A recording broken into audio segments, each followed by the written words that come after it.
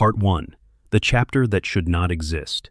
Somewhere in the void between worlds, there is a ship, not a small one, not some scout vessel drifting through the dark on a reconnaissance pass, not a rapid strike frigate slipping silently between the stars on some swift deployment. This is a massive ancient carrier, a vessel so enormous that when it slides into orbit over a planet, the shadow it casts swallows the light beneath it. Its hull is burnished bronze, and that bronze is not the warm, soft metal of a decorative surface.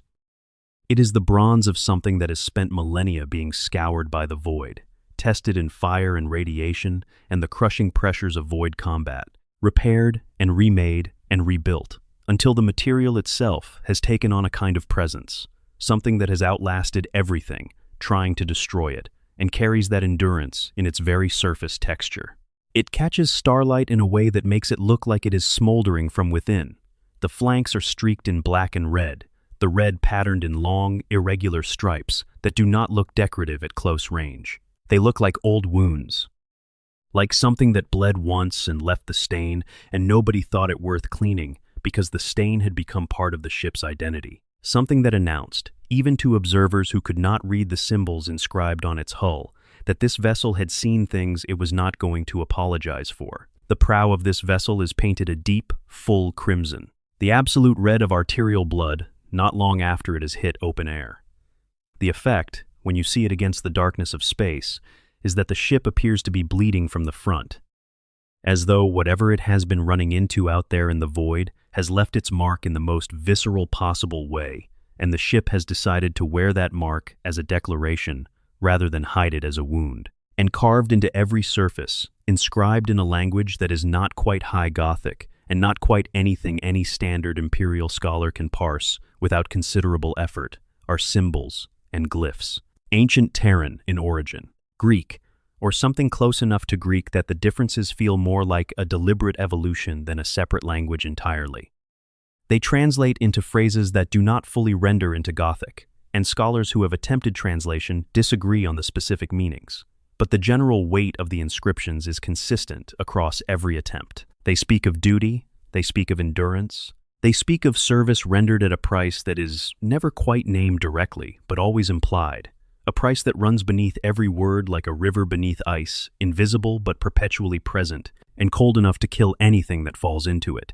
This ship is called the De Delos Crata. It is the mobile fortress monastery of a Space Marine chapter, whose existence, the Imperium of Man, has spent considerable institutional effort, making very difficult to learn about. Not the effort of neglect. Not the forgetting that happens to small things in a galaxy too vast and too busy to catalog everything.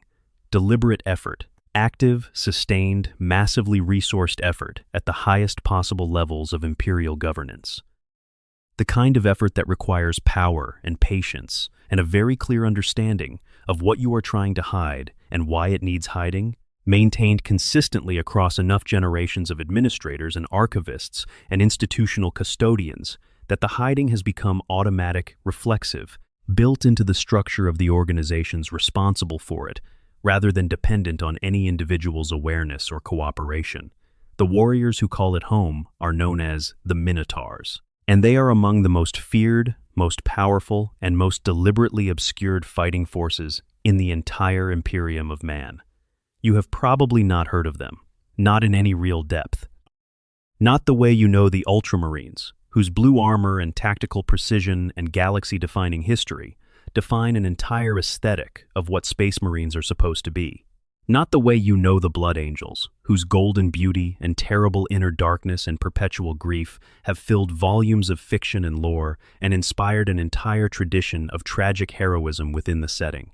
Not the way you know the Space Wolves with their wolfskin cloaks and their drinking halls and their feral, proud refusal to be anything other than exactly what they are.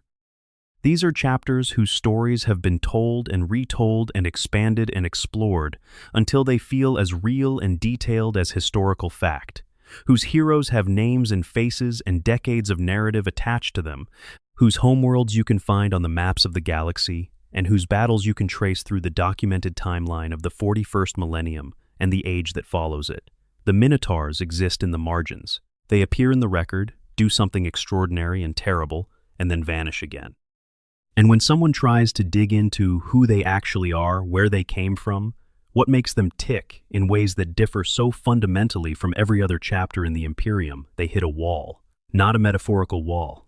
A literal, bureaucratic, institutional wall, constructed from the highest available grades of imperial authority, maintained by decree and by the active cooperation of multiple separate organizations that have been quietly instructed to maintain it.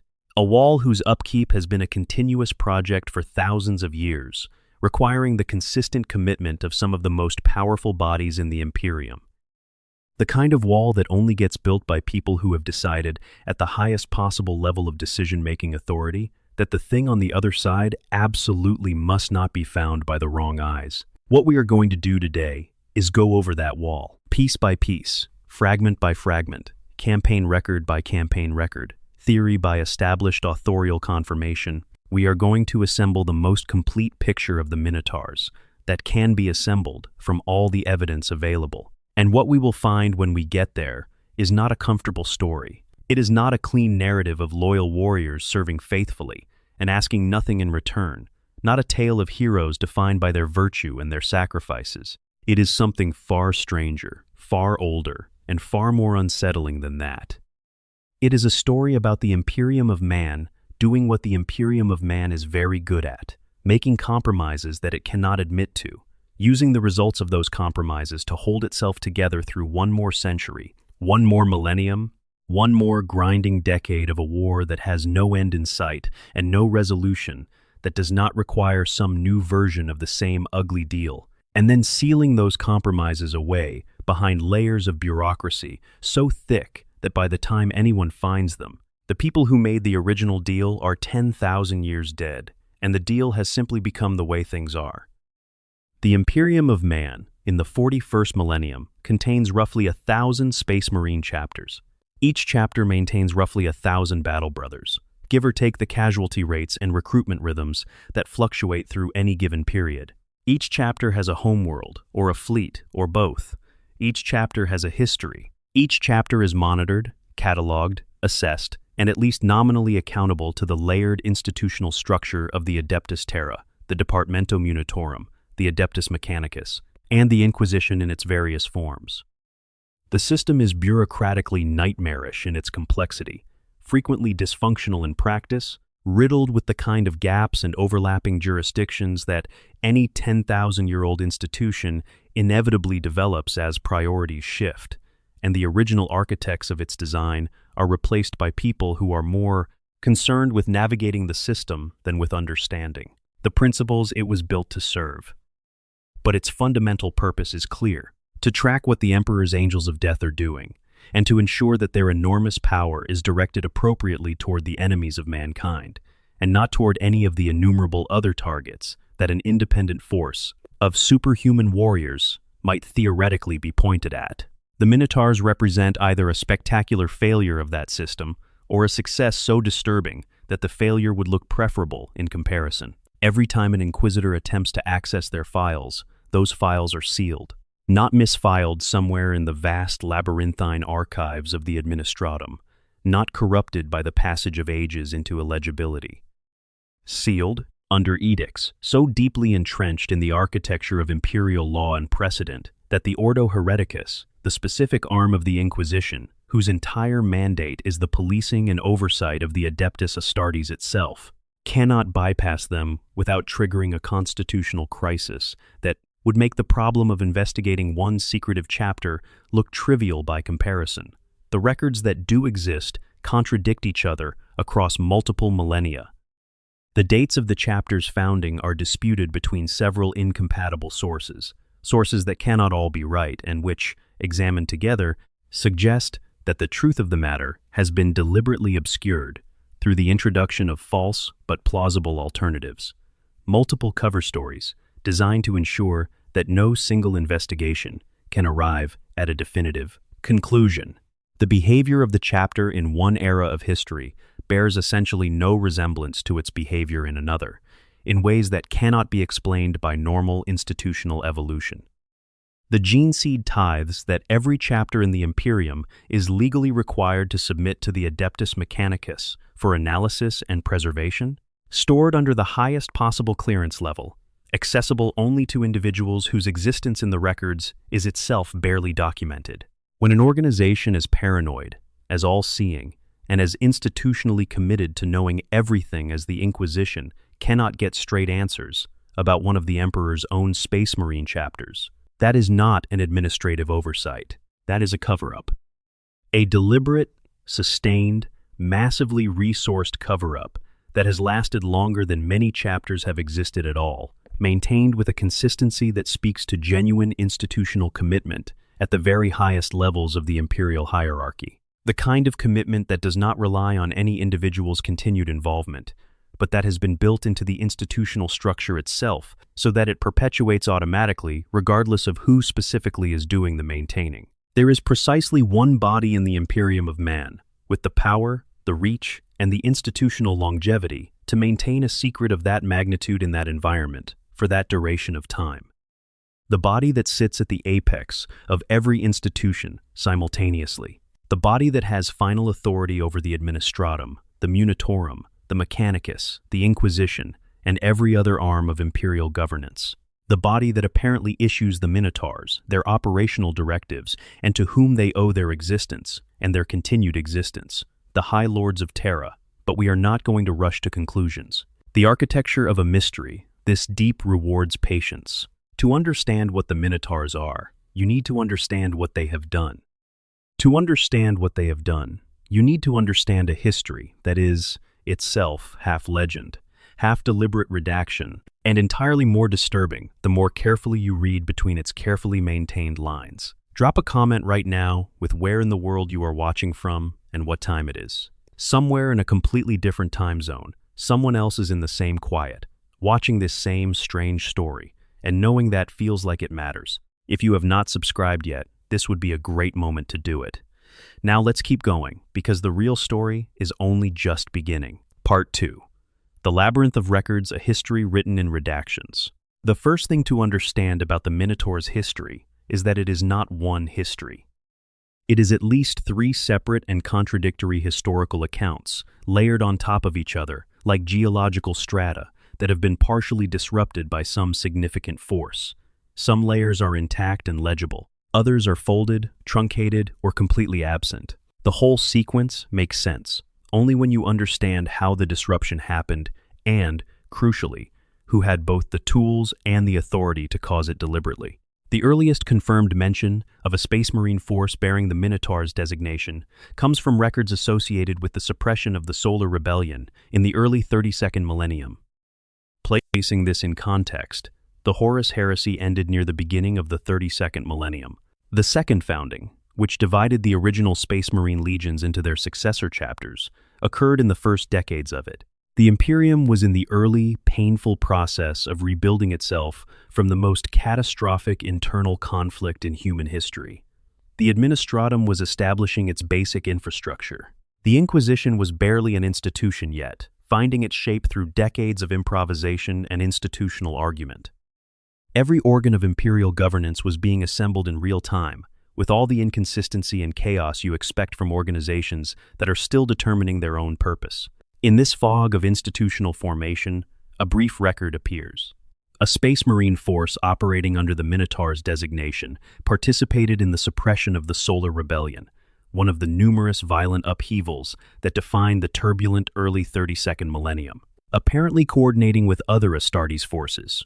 One mention, fragmentary, potentially coincidental, but present in the archive, sitting there quietly, creating an immediate problem the moment you try to reconcile it with the chapter's official founding history. Because the official records state that the Minotaurs were founded during the 21st founding, the Cursed Founding, which took place at the beginning of the 36th millennium. 4,000 years after those early records, a founding date that would mean the chapter existed in imperial archives 4 millennia before it was officially created, which is either an error, evidence of a deliberately fabricated founding date, or proof of a different and earlier chapter sharing the same name that was then folded into the later chapter's cover story. None of these explanations are innocent. All of them require either a mistake too significant to be accidental, or a manipulation too deliberate to be anything other than purposeful. And in the context of the Minotaur's story, deliberate manipulation always points toward the same source. Then there is the middle layer, the cursed founding period, where the officially documented history of the Minotaurs begins in earnest. A chapter called the Minotaurs emerges from this founding and builds a record across the 36th, 37th, and into the 38th millennium. The character of these warriors, from every account that has survived, is distinctive and operationally difficult in very specific ways.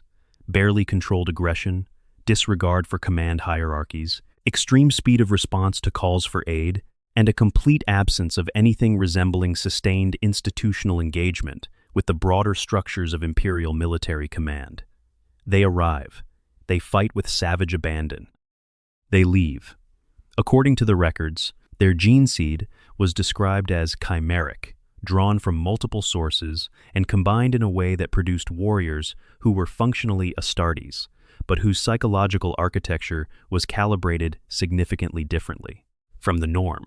The aggression levels were elevated far beyond what other chapters displayed, even in the most intense combat situations. The impulse control mechanisms that most Astartes gene seed included as a design feature were either absent or significantly attenuated. The Minotaurs of this period were xenophobically furious, at levels that exceeded any normal space marine fury, consumed by something that functioned almost like a permanent combat reflex, with no off switch. Imperial commanders who worked with them developed a pragmatic approach. Deploy them only for objectives where pure destructive capacity was the requirement. Keep allied forces well clear of their line of advance, and accept that the after-action coordination would simply not happen. You called the Minotaurs when you needed something destroyed quickly. You called someone else when you needed it destroyed carefully, or when you needed the thing that came after destruction to actually function. This pattern continued for roughly 3 centuries, and then, sometime in the 38th millennium, the chapter disappeared from the record, with the thoroughness that suggests either a catastrophe of extraordinary completeness or a deliberate erasure. The chapter is not listed as destroyed. It is not declared excommunicate traitoris. It is not noted as merged with another chapter or lost in a specific campaign. It simply stops appearing. Gene seed tithes cease. Deployment records end. The documentation that any active military organization of this size inevitably generates simply stops, as cleanly as if someone reached into the archive and carefully, methodically removed every trace that this chapter had ever existed for approximately 2,500 years. And then, the third layer begins. The early 41st millennium, the chaos of the Macharian heresy. The sudden reappearance of the Minotaurs at full chapter strength, operating with behavioral characteristics and tactical preferences so different from the cursed founding chapter that the Departamento Munitorum's own records note the discrepancies in dry bureaucratic language that nonetheless carries the distinct undertone of considerable institutional bafflement. The Munitorum is not given to dramatic language. When their files describe something as inconsistent with historical documentation, they have noticed something they are not sure they are permitted to investigate, and they are leaving a very careful note about it for whoever eventually does.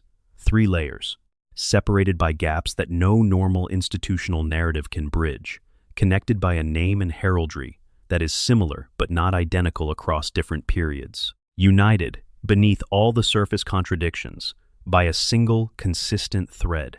In every period where the Minotaurs can be clearly observed, their operational authorization traces back to the High Lords of Terra and to no other body.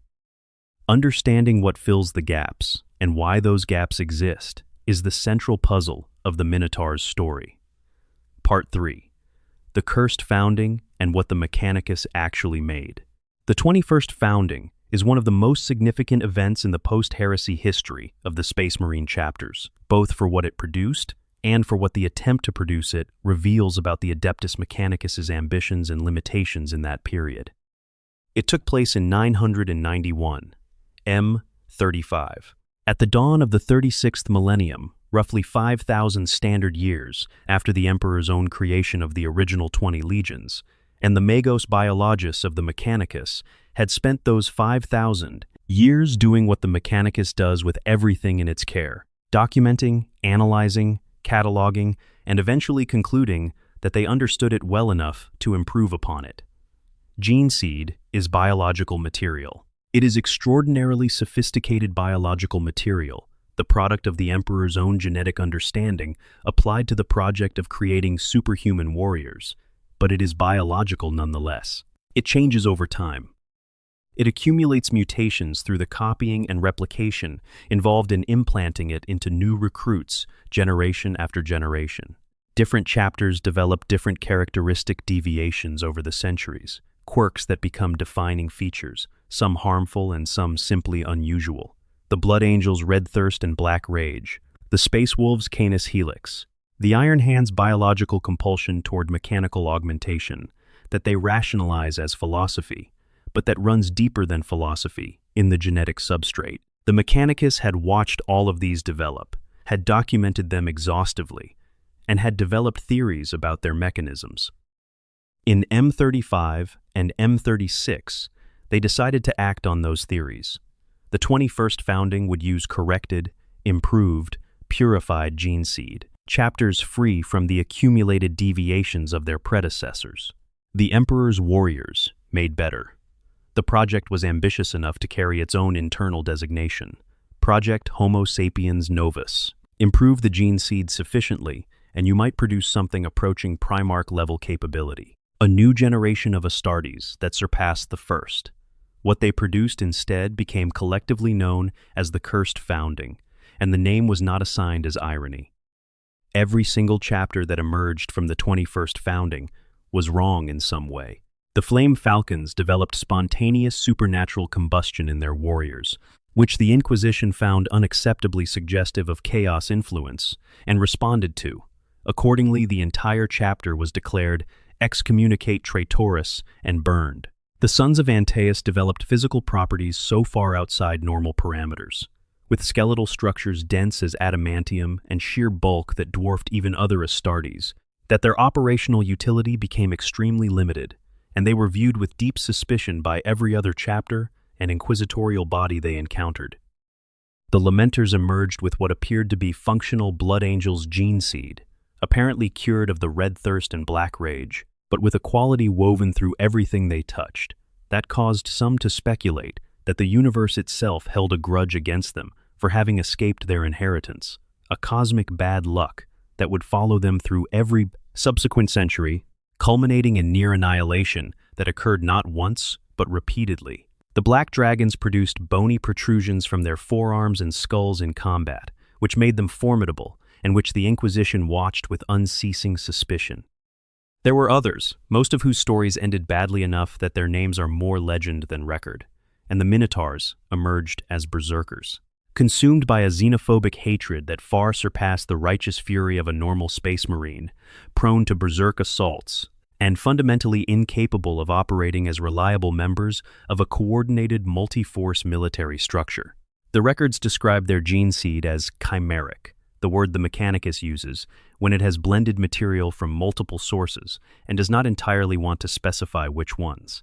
A clinical word that papers over a considerable number of uncomfortable questions about what exactly went into the mix. The theory that has circulated in certain corners of imperial scholarship and that finds support in the overall pattern of the Minotaurs' history is that the 21st founding Minotaurs were not an experiment that went wrong, but rather a purpose-built cover.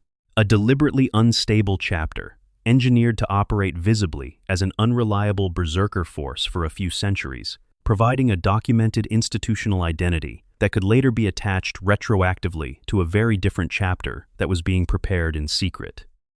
The crazy behavior and the chimeric gene seed serve to explain why, when the chapter disappeared in M38 and a new and very different one appeared in M41, the records had a plausible story to attach to both. The berserkers were the visible face.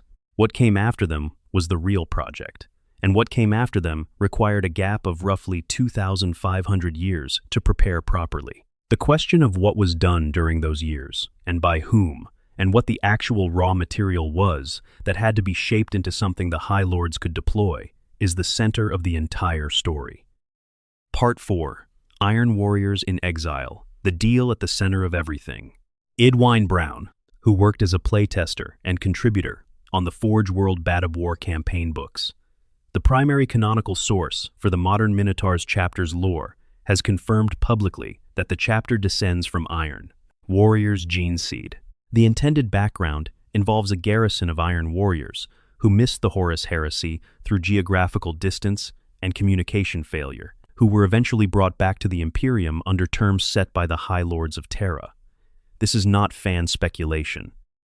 It is the explicit intent of the chapter's creator, expressed outside formal canon, but matching the documented lore with a precision that rules out coincidence.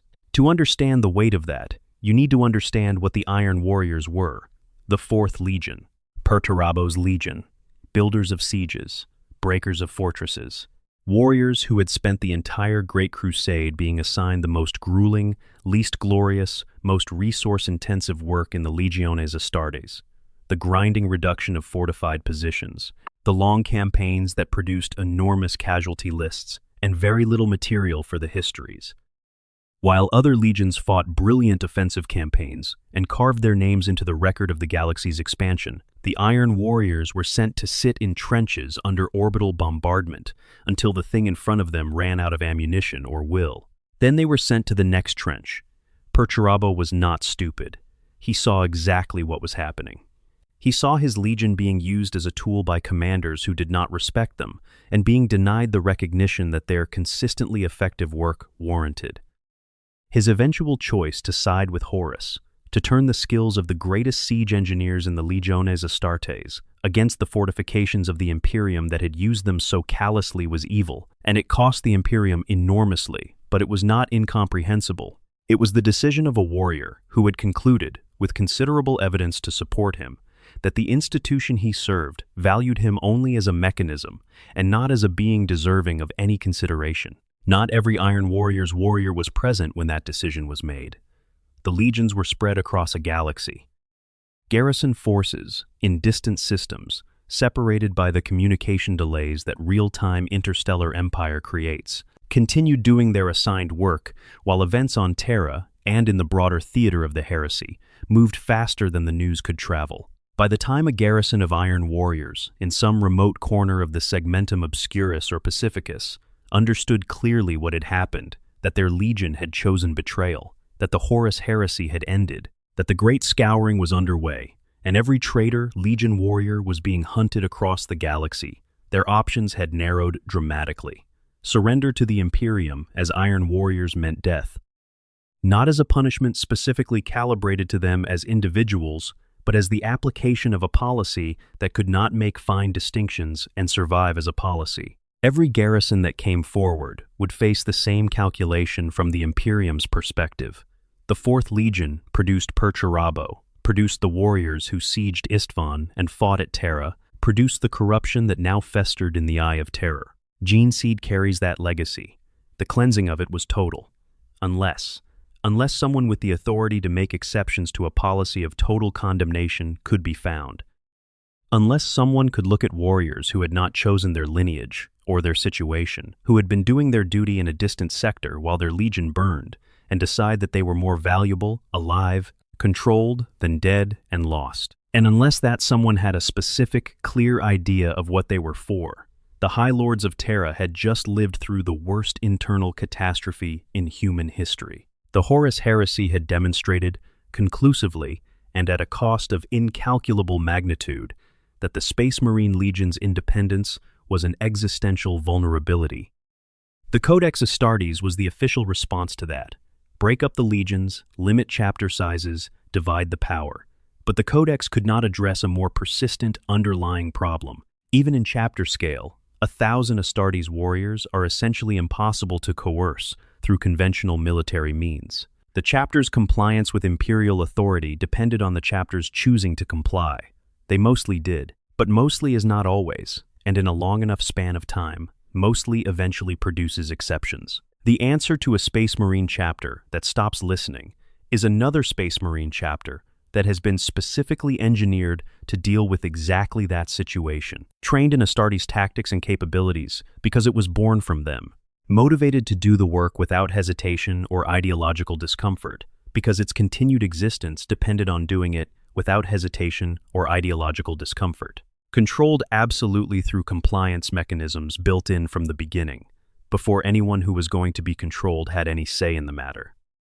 The deal the High Lords made with the Iron Warriors garrison was this: you will exist, you will have a chapter and a name, and the right to carry the Emperor's gene seed forward. In exchange, you will be loyal to us specifically, and to nobody and nothing else. You will not develop independent relationships with other chapters or inquisitorial bodies or sector commanders. You will fight whoever we tell you to fight, including other Space Marines, without asking why or registering objection. You will accept conditioning that ensures your compliance is not merely a choice, but an installed mechanism.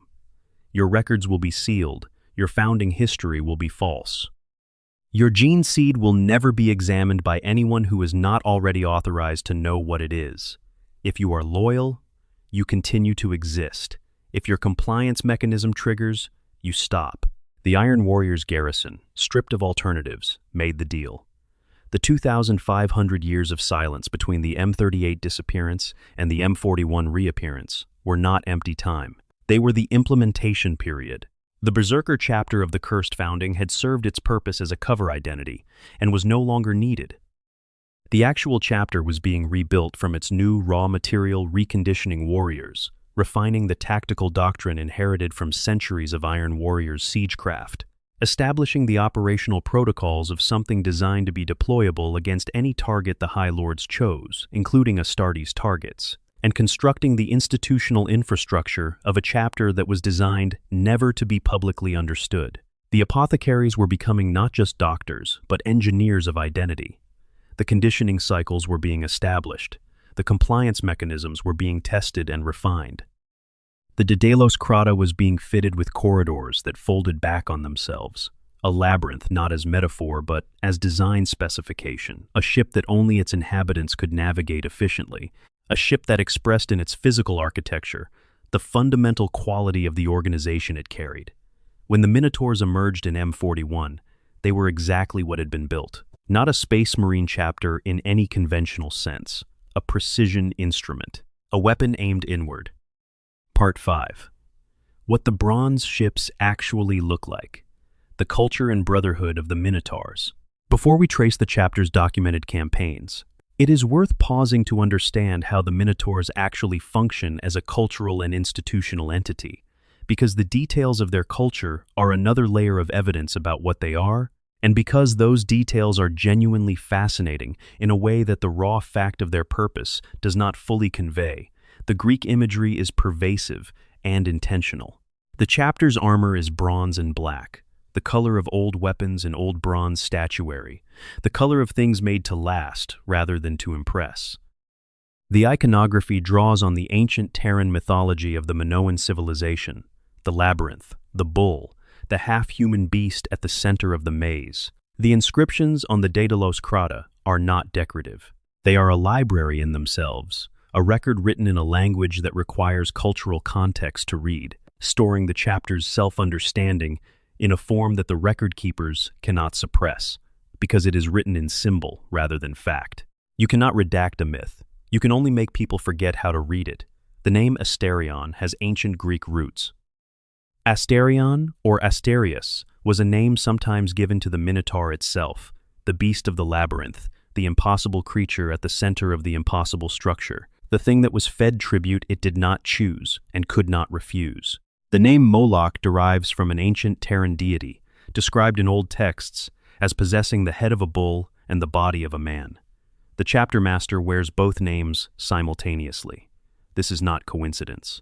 These are people who know exactly what they are, encoding that knowledge in the names they choose and the myths they inhabit. Their organization follows the Codex Astartes, in structure, if not in spirit.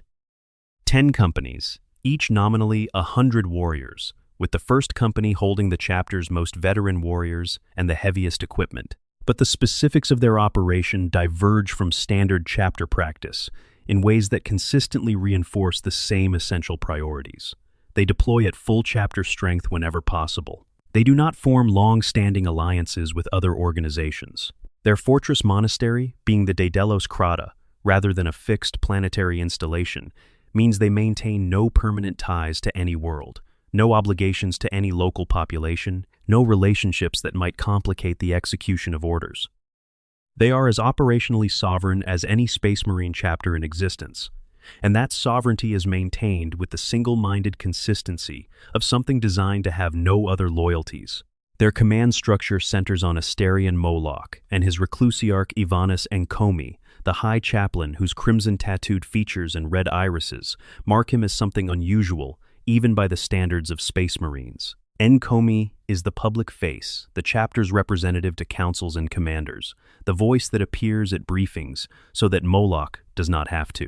Moloch himself occupies the brazen throne at the center of the Daedalus Crata's maze-like interior, surrounded by data feeds and tabulation servitors and casualty reports, processing the mathematics of whatever campaign the chapter is currently engaged in. He is diligent and disciplined in this work. He is, according to every account, a genuinely excellent logistician and siege commander.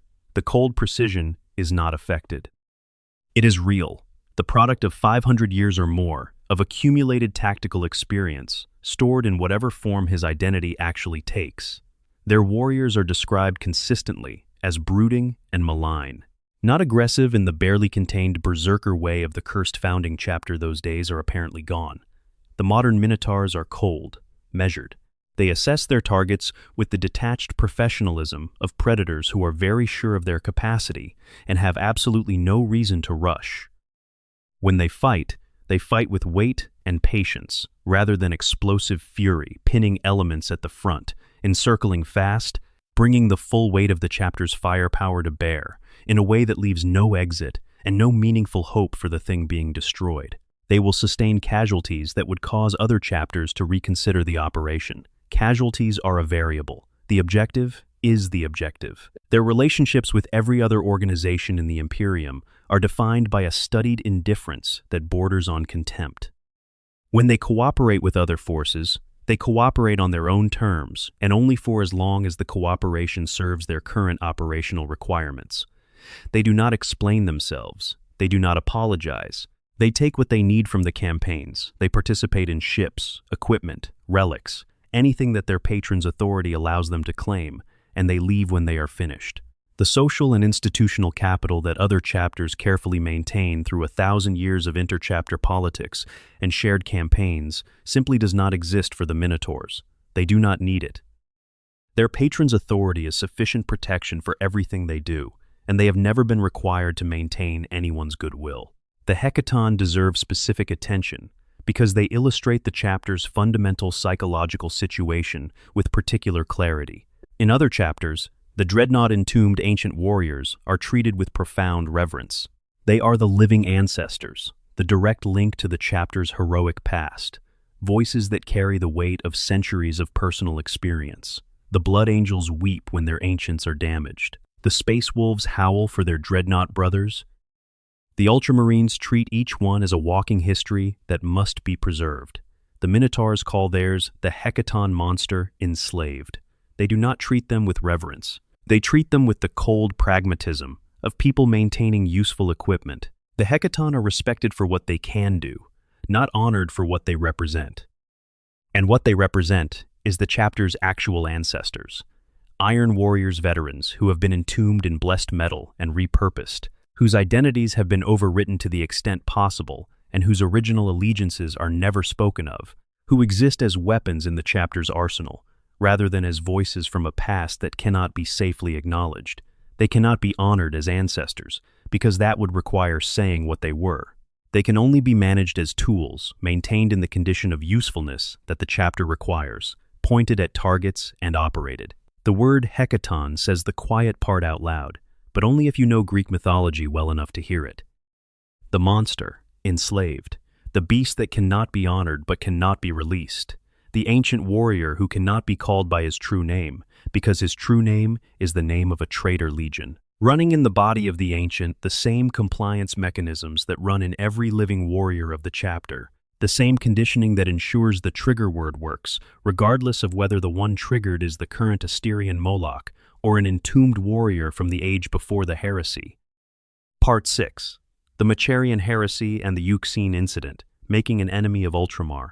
Lord Solar Macharius, was one of those figures whose existence makes even the grim darkness of the far future feel briefly lit by genuine human greatness. A military commander of extraordinary gifts, whose ability to translate strategic vision into operational reality at the largest possible scale was matched in the 10,000 years since the heresy only by the Primarchs themselves. He launched the Macharian Crusade in the early 41st millennium, and over 7 years of continuous campaigning brought more than 1,000 worlds into the Imperium's fold, the greatest single territorial expansion since the Great Crusade itself. His method was not simply military force, though his military genius was real and formidable. It was his ability to hold together an enormous, complex, multi-force military organization through the force of his personal authority, to make every general and colonel and sergeant feel that they were participating in something historically significant, and to ensure that the accumulated ambition and ego and institutional rivalry that inevitably develop in any large military force never destabilized the campaign long enough to give the enemy a chance to recover.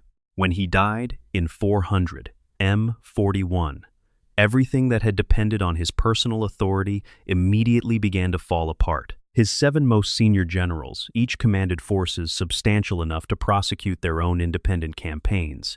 Each had ambitions that his presence had been suppressing, and the worlds he had conquered so rapidly that their administrative infrastructure was still essentially non-existent, provided the battleground for the inevitable succession conflict.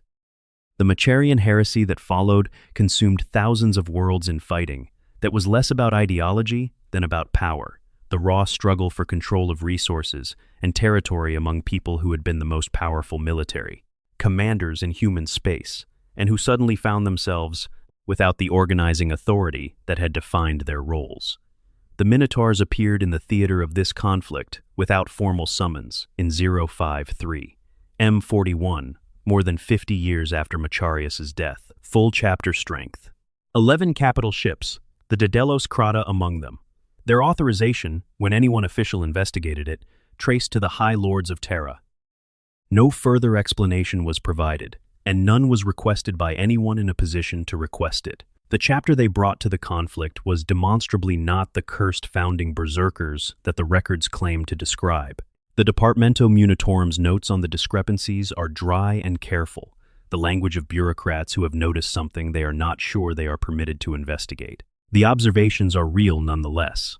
Behavior inconsistent with historical documentation, organizational structure different from what prior records suggested, operational approach fundamentally unlike the chapter's documented history. The Ucine incident is the most documented, or most partially documented, engagement from this period. A chapter called The Inceptors was involved a successor of the Ultramarines, with the Blue Gene Seed and the Codex-adherent organization that come with that heritage. The specific circumstances leading to the engagement are not in any accessible record. The outcome is, the Inceptors were all but destroyed as a functioning military force. Their fleet was stripped from them. Their war gear and relics were taken and incorporated into the Minotaur's already considerable armory. What remained of their warriors was left in a condition that made them militarily non-functional for a significant period of their subsequent history. Whatever the Inceptors had done to end up in the Minotaur's operational crosshairs, whatever the authorization had been for the action, the result was the effective destruction of an Ultramarines successor chapter and the confiscation of everything they had owned. The Ultramarines found out, as the Ultramarines always do, and they were not pleased, as they never are when one of their successors is treated in this way. Marnius Calgar was subsequently insulted by a Minotaur's brother captain in a manner sufficiently pointed that the Genesis chapter, another Ultramarine successor, filed a formal complaint. The complaint generated no sanction against the Minotaurs. The Ultramarines eventually formally banned the Minotaurs from Ultramar entirely. The Minotaurs continued operating in every other region of the Imperium with complete indifference to this ban. The pattern from this point forward becomes consistent enough that it is recognizable as institutional design rather than individual choice. The Minotaurs moved where the High Lords pointed them. They achieved their objectives with extreme effectiveness. They treated every other organization in the Imperium, including other Space Marine chapters, as variables to be assessed for operational utility rather than as partners or peers. and they operated behind the protective wall of their sealed records, with the easy confidence of something that knows it cannot be officially challenged. The Ultramarines' anger did not matter, because the Ultramarines had no leverage over the institution that authorized the Minotaur's actions. The complaints of other chapters did not matter, because those complaints went to bodies that had been told to close them without action. The Minotaurs were operating in a space that looked like the Imperium from the outside, but which, for them, functioned with different rules. The rules that apply when your patron is the body that sets all other rules. Part 7. The Badab War Bronze Against Gold. The Badab War is one of the genuinely morally complex conflicts in the history of Space Marine warfare, a conflict where the tragedy lies, not in anyone's simple villainy, but in the collision of legitimate competing obligations, in a system that had not developed any good mechanism for resolving them.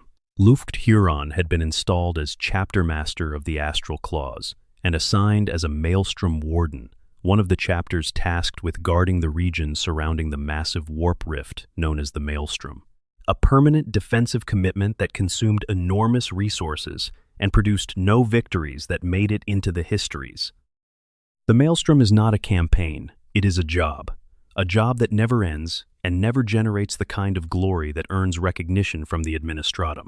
Huron watched his chapter shoulder this burden year after year, decade after decade, and watched the tithe assessments from Terra increase rather than decrease despite that burden, and eventually concluded that the system he was serving was extracting everything it could from him and giving back only the continued permission to keep doing it. He escalated his refusal to meet the increased tithe assessments into formal secession, declaring the Badab system independent of the Imperium's tithes and taxes.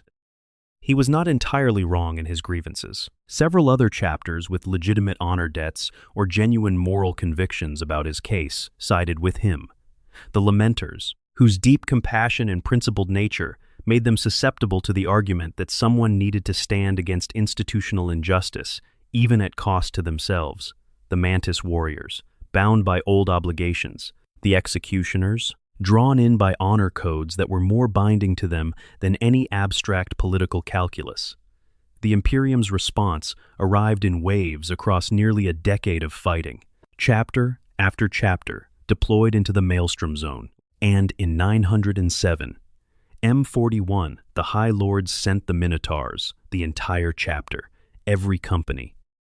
11 ships, including the Daedalus Crata, not a reinforcing element, but the full capability of a force that had been built specifically to fight other Space Marines, deployed against exactly the kind of target it was designed to destroy. Asterion Moloch never attended a single war council during the entire Badab War, not one. Every meeting between the Minotaurs and the broader Loyalist command structure ran through Ivanus and Comey, the Reclusiarch, who was perfectly polite and entirely non-committal about anything substantive. Karib Kuln of the Red Scorpions attempted repeatedly to integrate the Minotaurs into a unified command structure. The Minotaurs operated independently and offered no explanations when they diverged from the broader Loyalist plan. Their authorization came from higher than anyone in the theater could reach. The institutional structure of the Badab War, with its councils and its agreed strategies and its shared chain of command, was irrelevant to them. They were there to do a specific job for a specific principle, and the other chapters and commanders in the theater were at best useful tools and at worst irrelevant variables. Their operational record during the war is extensive. They achieved numerous significant victories against the secessionist forces, and their boarding operations in the Void were extraordinary, methodical, relentless, and leaving nothing alive among those who chose to resist.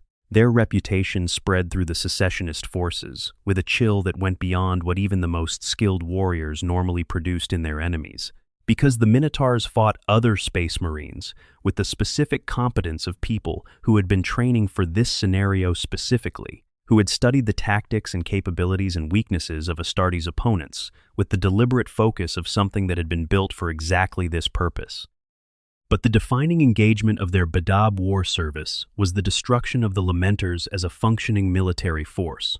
The Lamenters were a chapter already defined by suffering even before the Badab War began. Blood Angel's gene seed, altered by the Cursed Founding's experiments, had produced warriors who wore their grief visibly, who mourned their fallen in ways other chapters found strange, who had joined Huron's secession not out of ambition, but out of genuine moral conviction that the case was just and that someone needed to stand up regardless of the personal cost. They were legally traitors. The declaration had been made and could not be unmade without the High Lord's authorization, and the High Lords had not authorized its reversal. The Minotaurs were sent to enforce it. The approach the Minotaurs used was elegant and cruel in equal measure. They located the Lamenter's chapter bark, the Mater Lacrimarum, in the Terra system, and structured the engagement in a way that forced the Lamenters to defend it. A chapter bark is the foundation of a fleet-based chapter's entire existence. Gene seed repository, library, sanctuary, the physical manifestation of the chapter's continuity across time. Its defense is not optional for a fleet-based chapter. It is the one thing that must be defended regardless of cost, because losing it is losing the chapter's ability to continue existing as itself. The Lamenters had no choice but to commit everything they had. The battle lasted 17 hours, close-quarters boarding combat in the dark corridors and locked compartments of void ships. The Minotaurs sustained heavy casualties. Their records acknowledge this, which means the actual toll was significant and pressed on regardless, because their operational doctrine treats casualties as a cost variable rather than as a reason to reconsider the objective. After 17 hours, 300 Lamenters remained, most of them wounded. They surrendered. The Minotaurs accepted the surrender in the technical sense that they stopped killing the survivors. Then, they stripped the Lamenters of their fleet. The battle barge, Daughter of Tempests, a named vessel with centuries of the chapter's history stored in its hull and its systems, became a Minotaur's prize. Other vessels followed. The Lamenters were sentenced to a 100-year penitent crusade and dispatched to the worst war zones the Imperium could find for them. They encountered Hive Fleet Kraken during this crusade and were nearly annihilated by it. By the time their sentence was technically complete, they had barely enough warriors left to constitute a single company. The curse of the 21st founding had found the Lamenters in the end, not through genetic corruption or warp contamination, but through the deliberate decisions of the institution that had sent the Minotaurs to break them. The Minotaurs withdrew from the Maelstrom Zone in 913, M41, with their honors and their prizes, and their absolute silence on the subject of what they had done and why. They offered no accounting. They simply went back to wherever the Daedalus Crata carries them between deployments, and the Badab War continued without them, and eventually ended without them, and was written about extensively by every major party except the Minotaurs themselves, who left no memoir and no accounting, and apparently felt no need to provide one. Because the job was complete. The tool had been used. The tool had been recalled. Part 8. The arsenal of secrets, weapons, ships, and the gifts that cannot be explained. The equipment the Minotaurs field in the 41st millennium says more about what they are than almost any single piece of textual evidence. Not because any individual item is conclusive on its own, but because the pattern of everything they carry viewed as a whole, assessed against what should be available to any Space Marine chapter in this era, is impossible to explain by any mechanism that does not involve extraordinary patronage from the highest available levels of the Imperial hierarchy. Standard power armor in the 41st millennium is predominantly Mark 7, the Aquila pattern, reliable, well-maintained, the armor of the current age.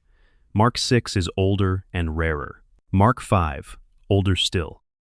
Mark 8, the errant pattern, ceased production in the early 41st millennium, and the examples that still exist are treated by most chapters as precious and essentially irreplaceable relics.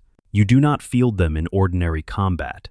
You display them, honor them, wear them for ceremonial purposes, and perhaps in truly exceptional engagements where the weight of their history matters. The Minotaurs field enormous quantities of Mark 8, enough to equip significant portions of their force, not individual veteran warriors in isolated honored examples, but enough that it constitutes a standard presence in their battle line. This requires either access to Heresy-era stockpiles that have been preserved and allocated specifically for the Minotaurs, or ongoing manufacture of Mark 8 by production facilities that exist specifically to serve them. Both options require a patron with Mechanicus access at the highest level. The Mechanicus does not maintain Heresy-era production lines for an obscure chapter on a whim. Someone with the authority to tell the Fabricator General how to allocate production resources directed this. The Terminator armor situation compounds this. The Tartaros and Arcanac patterns of tactical dreadnought armor are Heresy-era relic designs produced in quantity during the Great Crusade and Heresy period, but not since. The Minotaurs field enough of both patterns to equip the majority of their first company. Most chapters that have Tartaros Terminators at all measure their holdings in individual suits, maintained with the care you give to things that cannot be replaced. The Minotaurs deploy them as operational equipment. They use them in void-boarding actions and planetary assault and whatever other scenario requires their heaviest warriors to be in their heaviest gear. This is not hoarding or collection. This is active utilization of a resource that the chapter apparently has in sufficient quantity to consider its standard kit. Spartan assault tanks. Enormous, four-tracked Heresy-era vehicles designed to carry 30 Terminators through fire that would destroy lighter armor. Heavily armored, massively armed, built for the specific operational context of Iron Warrior-style siege assaults, where you need to deliver your most capable warriors directly into fortified positions without losing them on the approach. Most chapters that have a Spartan at all have one or two, treated as almost sacred relics and deployed only in the most significant engagements. The Minotaurs use them as working vehicles. The Typhon heavy siege tanks are where the pattern becomes essentially impossible to misread. The Typhon was built around the Dreadhammer cannon, a weapon designed specifically for the reduction of the most heavily fortified positions imaginable, capable of destroying bunkers and underground facilities that lighter ordnance would simply scratch. It was developed for and primarily used by one legion during the Great Crusade and Heresy period, the Iron Warriors. By the 41st millennium, Typhon heavy siege tanks exist in the broader Imperium in extremely small numbers. They are ancient, they are rare, and they are concentrated in the armories of chapters that trace their heritage to the Iron Warriors, or that have acquired Iron Warriors equipment through various campaigns over the centuries. The Minotaurs possess more Typhons than any other Space Marine chapter, not somewhat more, significantly more. The volume of Typhons in their armory, combined with everything else about the chapter's doctrine and equipment, is not a coincidence anyone can maintain honestly, without deciding to simply not look at the picture. Moloch's Black Spear deserves individual attention. In every technical description, it resembles the sacred weapons of the Adeptus Custodes, the 10,000, the Emperor's own personal guard, warriors whose equipment is not circulated into the broader military structure of the Imperium under any normal circumstances. Custodes' weapons do not appear in Space Marine armories. They are not traded, not given as rewards, not found in ancient ruins and repurposed. They exist in the context of the Adeptus Custodes and nowhere else, because the Custodes are not an institution that distributes its sacred arms. How a Space Marine chapter master carries a weapon of apparent Custodes manufacture with no accessible explanation of its origin means one of two things. Either it was legitimately gifted by someone with the authority to give it, in which case that gift would be recorded and spoken of publicly, because legitimate imperial favors of that magnitude are documented, or it arrived through a channel that does not appear in any record, because the channel itself is not supposed to exist. The channel by which the High Lord's chosen weapon deploys things from their personal reserve to their personal instrument, the Daedalus Crata itself, is the largest single piece of evidence. Ancient in a way that exceeds the manufacture date of anything comparable currently being produced. Classified as a heavy assault carrier, a designation so rare that most Imperial naval officers have genuinely never encountered an example of the class. Enormous. In Terra's orbit, it casts a shadow over everything except the Phalanx, the Imperial Fist's own famous ship. Its interior is, without exaggeration, a labyrinth. Corridors that fold back on themselves. Chambers accessible only to those who know the ship's internal geography. Areas that are effectively impossible to navigate quickly for anyone who is not trained on the vessel. The architectural record of the ship, to the extent any such record has ever been examined, uses the same word repeatedly, maze. The ship is a maze. The name Daedalus Crata is Greek. Daedalus, as in Daedalus, the ancient Terran mythological figure who designed and built the original labyrinth in the story of the Minotaur, the architect of the maze. The ship is named for the builder of the structure that contained the beast. The chapter master sits on a brazen throne at the center of it. The monster at the center of the labyrinth, surrounded by the walls that Daedalus built to contain him, exercising the authority of something that has been given a purpose it did not entirely choose and cannot entirely refuse. These are not coincidences. These are the Minotaurs telling you exactly who they are. In the language of a myth, old enough that the people responsible for suppressing the chapter's institutional history apparently decided it was too remote and too symbolic to constitute a threat to the secrecy they were maintaining. They encoded the truth in bronze and in myth. The truth survives in the Daedalus Krata's name, and in the word Hecaton, and in the name Asterion Moloch, and in the fact that the ship's interior is a labyrinth. You just have to be willing to read what has always been written there. Part 9. Asterion Moloch, the man who is many men. 7 deaths, 7 recoveries, documented across approximately 500 standard years of the Minotaur's most recent operational history. Chapter masters of Space Marine chapters are not supposed to die 7 times and recover from all of them. Even the most cybernetically rebuilt and biologically extraordinary of warriors does not simply shrug off 7 circumstances in which their death was officially reported and then reappear, functional, in command, carrying the same weapons and titles and tactical approach that defined them before the incident. The most dramatic of these incidents was during the Orphean War. In the void battle over Amara Prime, Moloch boarded the Necron tomb ship, designated Dead Hand, fought through the vessel's interior with his Terminator honor guard, confronted the Necron overlord Maklan Kutlak, the World Killer, in the command vault, plunged the black spear into the overlord's body, and was then sucked into space when the hull breached catastrophically. The Fedelitas Lambda, a Minotaur's battle barge, an ancient and storied vessel by any measure, rammed itself into the Dead Hand at full speed as a sacrificial action, its captain making a decision that everyone aboard knew meant death. Because the tactical mathematics required it, Moloch was recovered from space. His 7th reported death, subsequently active, currently chapter master. The pattern across all 7 incidents is consistent. Moloch enters extreme danger. His death is reported or presumed. He reappears within a period of weeks to months. He is functional. He is in command. He demonstrates continuity of tactical knowledge and personality. He carries the same weapons. He is referred to by the same titles. Nothing about his command style or his operational preferences appears to have changed in any observable way. The theory that fits this pattern most precisely, the one that is specifically suggested in Imperial Armor Volume 12 as something that Imperial observers have proposed, is that Asterion Moloch is a legacy rather than a person, a title, a panoply of weapons and armor and emblems, a personality construct maintained through engrammatic technology of extraordinary sophistication and transmitted from one body to the next when the current bearer is destroyed beyond recovery.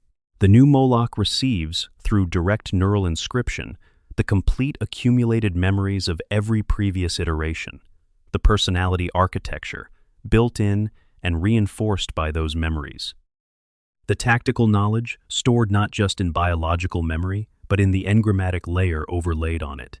The loyalties, which are probably not freely chosen even in the original, and certainly not freely chosen in any successor iteration.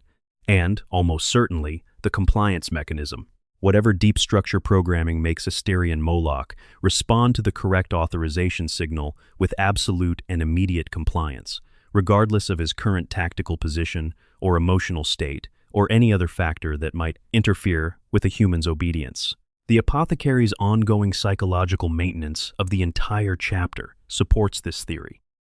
Regular conditioning cycles, described in the available lore, in terms that have no equivalent in any other chapter's documented practice. The maintenance of a constructed identity requires active upkeep. Neural pathways drift. Biological experience accumulates in ways that gradually modify the substrate that the engrammatic layer runs on. The apothecaries are not just doctors and gene seed custodians in the standard sense. They are the engineers of the chapter's constructed consciousness, the people responsible for ensuring that every warrior in the chapter, and most especially the thing that calls itself Asterian Moloch, continues to be exactly what the original design specifications required.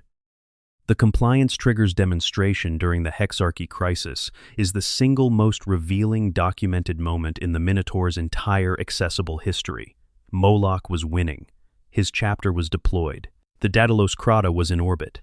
He was in a position of tactical superiority over every other military force on or around Terra at that moment. And then a single mortal woman, Violetta Roskavler, who had inherited the position of Master of the Administratum through the elimination of everyone else who had held it, walked up to him and whispered something in his ear, and he stood down completely. The Minotaurs withdrew from Terra. The fleet pulled back. The warriors stood down. Not in the way a person changes their mind after weighing arguments, not in the way a commander accepts a reasonable surrender offer, in the way a machine receives a shutdown command and executes it. Whatever Roskavler said to Moloch was not persuasion. It was the activation of a built-in mechanism. The leash that the High Lords had built into the chapter from the very beginning, the compliance trigger that ensures the weapon can always be recalled when the people holding the handle decide to recall it. In a single image, the essential nature of what the Minotaurs are becomes completely clear, not just their operational purpose, which we can infer from the pattern of their campaigns, but the depth of the control, the mechanism of it, the fact that a mortal woman holding a title for less than an hour could override the tactical authority of a chapter master who was winning a confrontation against the Emperor's own custodians by saying the right words. Whatever those words were, and we do not know them, they have never been recorded. They were sufficient. The trigger worked. That is what was built. That is what 10,000 years of the deal have maintained. Part 10. The Orphean War. When the tide did not stop. The Orpheus sector occupied a position in the segmentum tempestus that had been productive and stable by the violent standards of the 41st millennium. 4,000 years of established imperial presence, a functional battle fleet, multiple space marine chapters, including the native Angel's Revenant on the world of Lebethra, a web of agri-worlds and industrial centers and administrative hubs that operated within something approaching normal imperial parameters. A region that generated more solutions than problems in the accounting of the Eternal War. It sat, without anyone knowing it, directly above the sleeping dead of the Maynarch dynasty. The Maynarch were a Necron dynasty, distinguished even among their ancient kindred by qualities that their ruling Pharaon Shun-Bakir, called the Mother of Oblivion, had cultivated across millions of years of dormancy. Where most Necron dynasties wanted their territory reclaimed, and the organic species that had built on it either exterminated or enslaved in the specific patterns of the Necron hierarchy's social organization, the Maynarch wanted everything erased, not defeated, not displaced. Erased, with the mechanical thoroughness of beings who had been patient for longer than human civilization had existed, and who intended to leave no evidence that anything had ever disrupted the silence of their worlds. Their combat forces were among the most powerful of any Necron dynasty.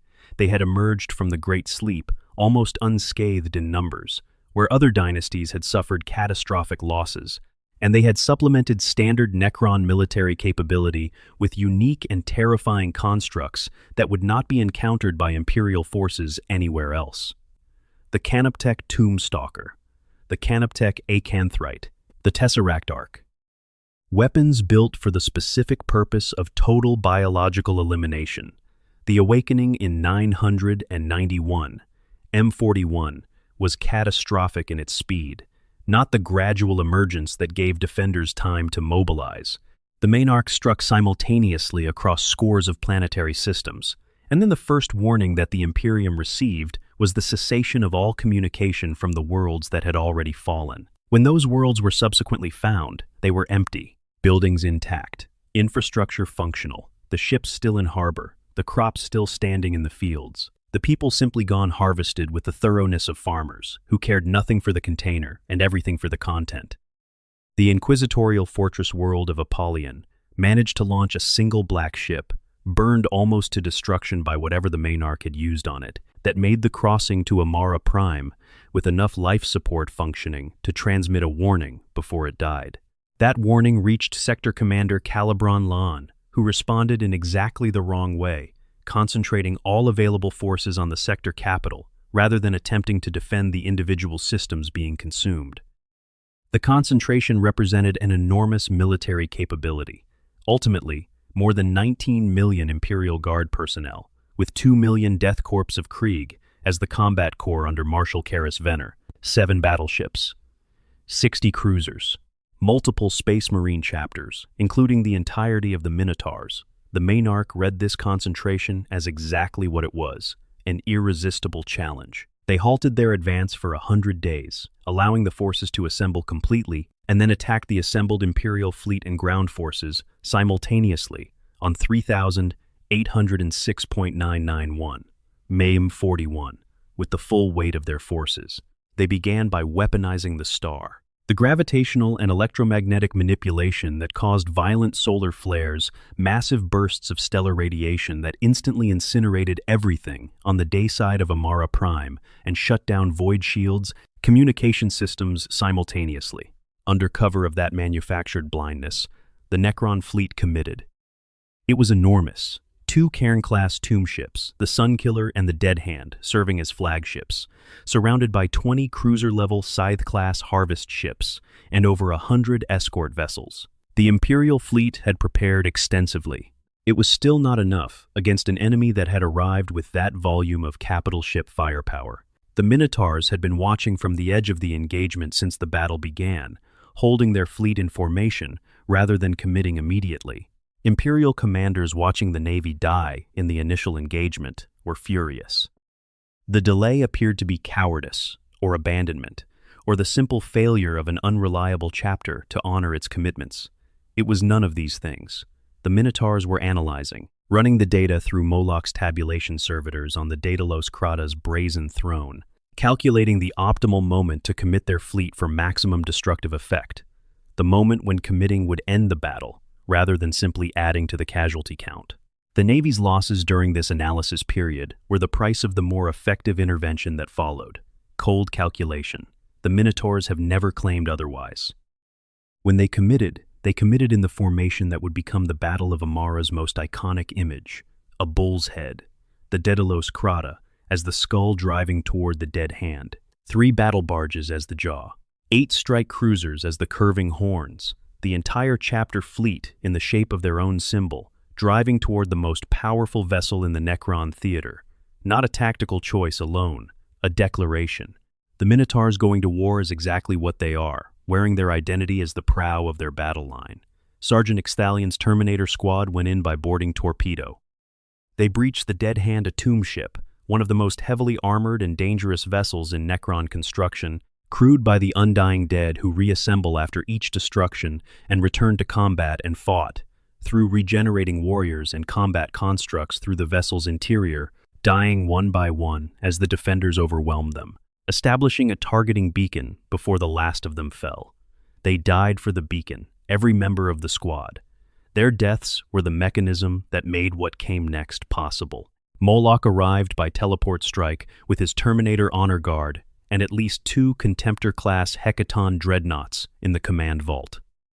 His confrontation with Machtlan Kutlak, the World Killer, the supreme overlord of the Maynarch dynasty, took place as the hull around them vented atmosphere into space.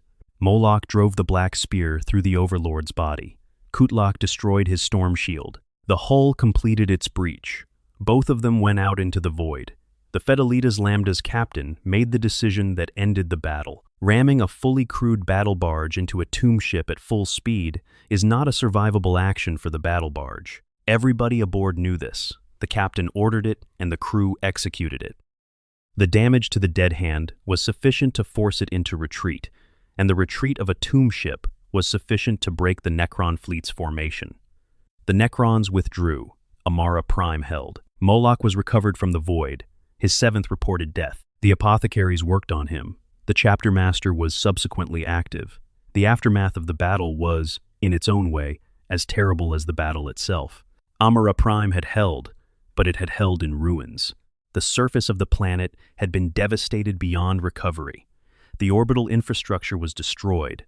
The civilian population was largely gone.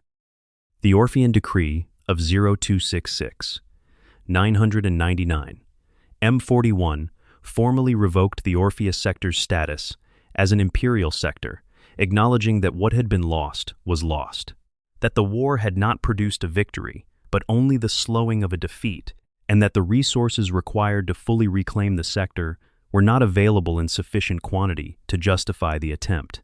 The High Lords charged the Minotaurs with exterminatus of the worlds in the sector that had fallen to the Necrons. They executed those orders. Billions of people's worlds sterilized from orbit. The rationale is the standard one for exterminatus. A world inhabited by Necrons is a worse strategic problem than a dead world. The method is the clinical one. Virus bombs or cyclonic torpedoes, the standard toolkit of institutional necessity. The Minotaurs did not hesitate, did not negotiate, did not request a review. The High Lords ordered it, and the chapter executed it, and the planets died. And the paperwork was submitted, and the chapter moved to the next assignment. That is what the weapon actually does, when you look at the full scope of it. Not just fighting traitor space marines, though that is the defining capability. Fighting Necrons when the mathematics require it. Enforcing exterminatus when the policy requires it. Ending worlds. Filing the reports. Part 11. The Hexarchy, when the weapon was turned toward a Primarch. Roboute Guilliman returned from 10,000 years in a stasis field sustained by the Ynnari, and the psychic intervention of his father's ancient power, arrived in the 41st millennium and found an imperium built nominally in his name that he barely recognized. The institutions he had designed still existed in their structural form, but the purpose they served had drifted enormously from what he had intended. The High Lords of Terra, who were supposed to govern in the Emperor's absence, had become what any unchecked governing body eventually becomes over 10 millennia, entrenched, self-perpetuating, more concerned with the preservation of existing arrangements that had made them powerful than with the practical question of winning the war the Imperium was perpetually losing. Guilliman had the authority of a living Primarch, legally the Lord Commander of the Imperium, and the political will to use that authority to reform what needed reforming and redirect what needed redirecting. He issued edicts, he rebuilt the Senatorum, he launched the Indomitus Crusade. He began distributing the Primaris Marines that Belisarius Cawl had spent 10,000 years secretly developing another secret of extraordinary institutional magnitude, representing a different but parallel story of what the Imperium does when it needs to maintain secrets. He was, by any reasonable assessment, doing exactly what the Lord Commander of the Imperium was supposed to do. 6 members of the Senatorum Imperialis decided this had to stop. The Hexarchy, Erthu Haemotalion, the master of the Administratum, who led the faction and had been dismissed by Guilliman for his conservatism and reinstated by factional politics. Baldo Slist, the Lord High Admiral. Aveliza Drakmar, Marav Ashariel. Merelda, Perith, and Fadix, who would ultimately betray the conspiracy to the Custodians. 6 High Lords or former High Lords who had concluded. From the faction that Rate's novel identifies as the static tendency, the conservatives who believed the Imperium had reached its ideal form in the 41st millennium, and that any reform was by definition a form of treason against what the Imperium should be, that Guilliman's reforms were an existential threat to the order they represented. The plan had a certain dark logic to it. Guilliman had taken the Indomitus Crusade away from Terra, leaving the throne world defended primarily by the Custodes and the battered Imperial fists. If the Hexarchy could secure the Senatorum and eliminate Guilliman's political supporters within it before he returned, the political arithmetic would change. A completed coup is a different problem than an attempted coup. Reversing a completed coup requires a civil war, and a civil war in a galaxy fighting for survival on every front is a calculation even a Primarch might find unworkable. They needed military force on Terra capable of operating against other space marines without hesitation or ideological discomfort. The Imperial fists were loyal to Guilliman. The Custodes were loyal to the Emperor's intent and would not participate in a political coup against the Lord Commander. The Sisters of Silence held no allegiances to the Hexarchy's political project. The Hexarchy needed something else, something that was already conditioned to take orders from the High Lords without asking why, something whose loyalty was structural rather than chosen. The Minotaurs arrived at Terra under the explanation that they had barely escaped a Death Guard assault in transit and required resupply. Nobody in the Imperial hierarchy was convinced by this explanation. The Daedalus Krata in Terra's orbit is not an easy thing to miss, and its presence simultaneously with significant political tension in the Senatorum was not a coincidence that anyone's threat assessment failed to register. The fiction was maintained anyway, because the maintenance of institutional fiction is itself a form of power, the agreement to pretend that a pretext is a reason in exchange for not forcing the confrontation that would result from calling it what it is. Moloch oversaw the Minotaur's anti-cultist activities on Terra, with the scorched earth efficiency that defines the chapter's approach to everything. What made these activities extraordinary, the detail that would eventually clarify the chapter's role in the broader conspiracy, was that everywhere the Minotaurs cleared a cult site, the evidence that would have linked that site back to the Hexarchy members funding the cult disappeared. The cult sites were cleared. The intelligence trails from them were burned. The Hexarchy's footprints were being systematically erased behind the advancing boots of the Emperor's theoretically loyal Space Marine chapter. When Imperial Fist's investigators attempted to examine a cleared cult site, 2 of them were killed by Minotaur's warriors. The confrontation between the surviving Fists and the Minotaurs escalated to direct combat. A custodian intervened. The Minotaur involved deactivated his aggression with the speed and totality of someone who had simply turned off a switch, not the way a warrior chooses to stand down, but the way a mechanism stops when the trigger releases. The Hexarchy moved simultaneously. 5 High Lords loyal to Guillemon were killed in the space of a single hour by the conspiracy's assassination assets. The coup appeared to be succeeding. The political situation on Terra was collapsing toward the outcome the Hexarchy had planned. Then Fadix, whose inclusion in the conspiracy turns out to have been a mistake the conspirators would not have a chance to regret, betrayed his co-conspirators to the custodians. Vindicare assassins loyal to the institution, rather than to its temporarily compromised leadership, killed 5 of the 6 Hexarchy members in the same hour their coup was reaching its peak. The conspiracy collapsed from within. The only significant military asset remaining in the Hexarchy's service was the Minotaur's fleet in orbit and the chapter's warriors deployed on Terra's surface. Violeta Roskovler, who had ascended to the position of Master of the Administratum by legal succession through the deaths of everyone above her in the chain, walked to Asterion Moloch and whispered something in his ear. He stood down.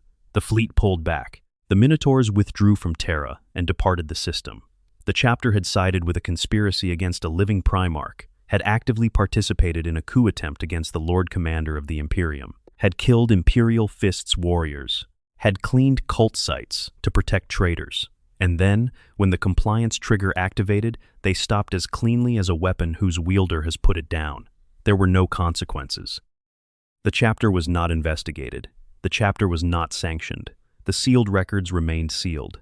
The High Lords that survived Roskovler and the Custodian hierarchy, and the others who had not joined the conspiracy, apparently concluded that the chapter's usefulness was worth more than the spectacle of accountability, that its role in the Hexarchy would, under any normal circumstances, have required. The weapon had been used for something ugly. The weapon had been recalled. The weapon continued to exist.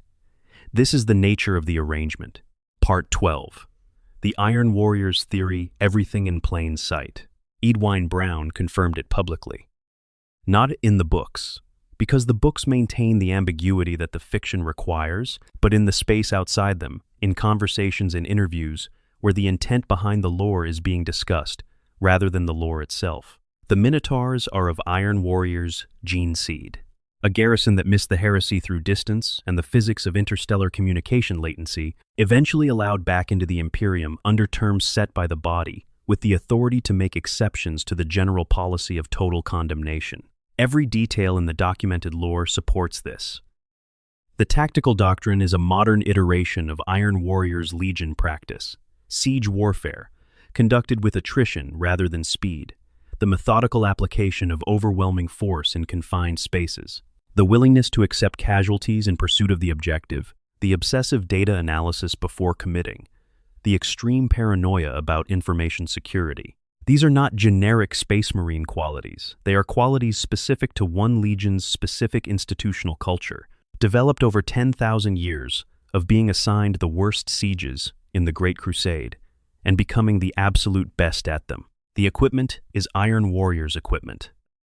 The Typhons, in quantities that no other chapter possesses. The Spartan assault tanks, used as operational vehicles. The Heresy-era armor patterns available in volume. The Hecaton dreadnoughts, ancient beyond the normal age of Astartes ancients, treated as weapons rather than revered as ancestors. The chapter name Hecaton Monster Enslaved is the only honest thing the Minotaurs have ever publicly said about what their dreadnoughts actually are, and it is buried in a Greek word that requires context to interpret. The gaming mechanics during the Forge World era of the Badab War books made the connection explicit. The Minotaurs chapter special rules were mechanically equivalent to the Iron Warriors Legiones Astartes rules in the Horus Heresy game system. The same siege bonuses, the same attrition warfare advantages, the same preference for heavy armor and maximum firepower over mobility or finesse. Forge World's designers were apparently not interested in being subtle. The Greek mythology framework ties everything together. In the original myth, the Minotaur Asterion, or Asterius, the beast of the labyrinth, was born under circumstances that could not be publicly acknowledged. It was kept alive in a structure specifically designed to contain it while making it available for use. It was fed tribute it did not choose, tribute sent to it by decree, from powers it had no ability to refuse. It was controlled absolutely by the person who had built the maze. When Theseus finally reached it, the Minotaur died in the dark, at the center of the structure built to hold it, never having had an honest accounting of its own nature or its own story. The chapter chose this myth. They named their flagship for the architect of the maze. They named their chapter master for the beast. They inscribed their walls with the language of the culture that produced the story. They are encoding their own true history in symbols that the record keepers cannot suppress, leaving a testament that survives in the form of a labyrinth made of bronze, in the name of a ship, in the names on a sarcophagus that is also a throne. The truth is there. It has always been there. It just requires someone willing to read what is written.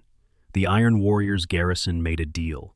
They did not have better options, and they knew it. The Imperium gave them existence in exchange for obedience.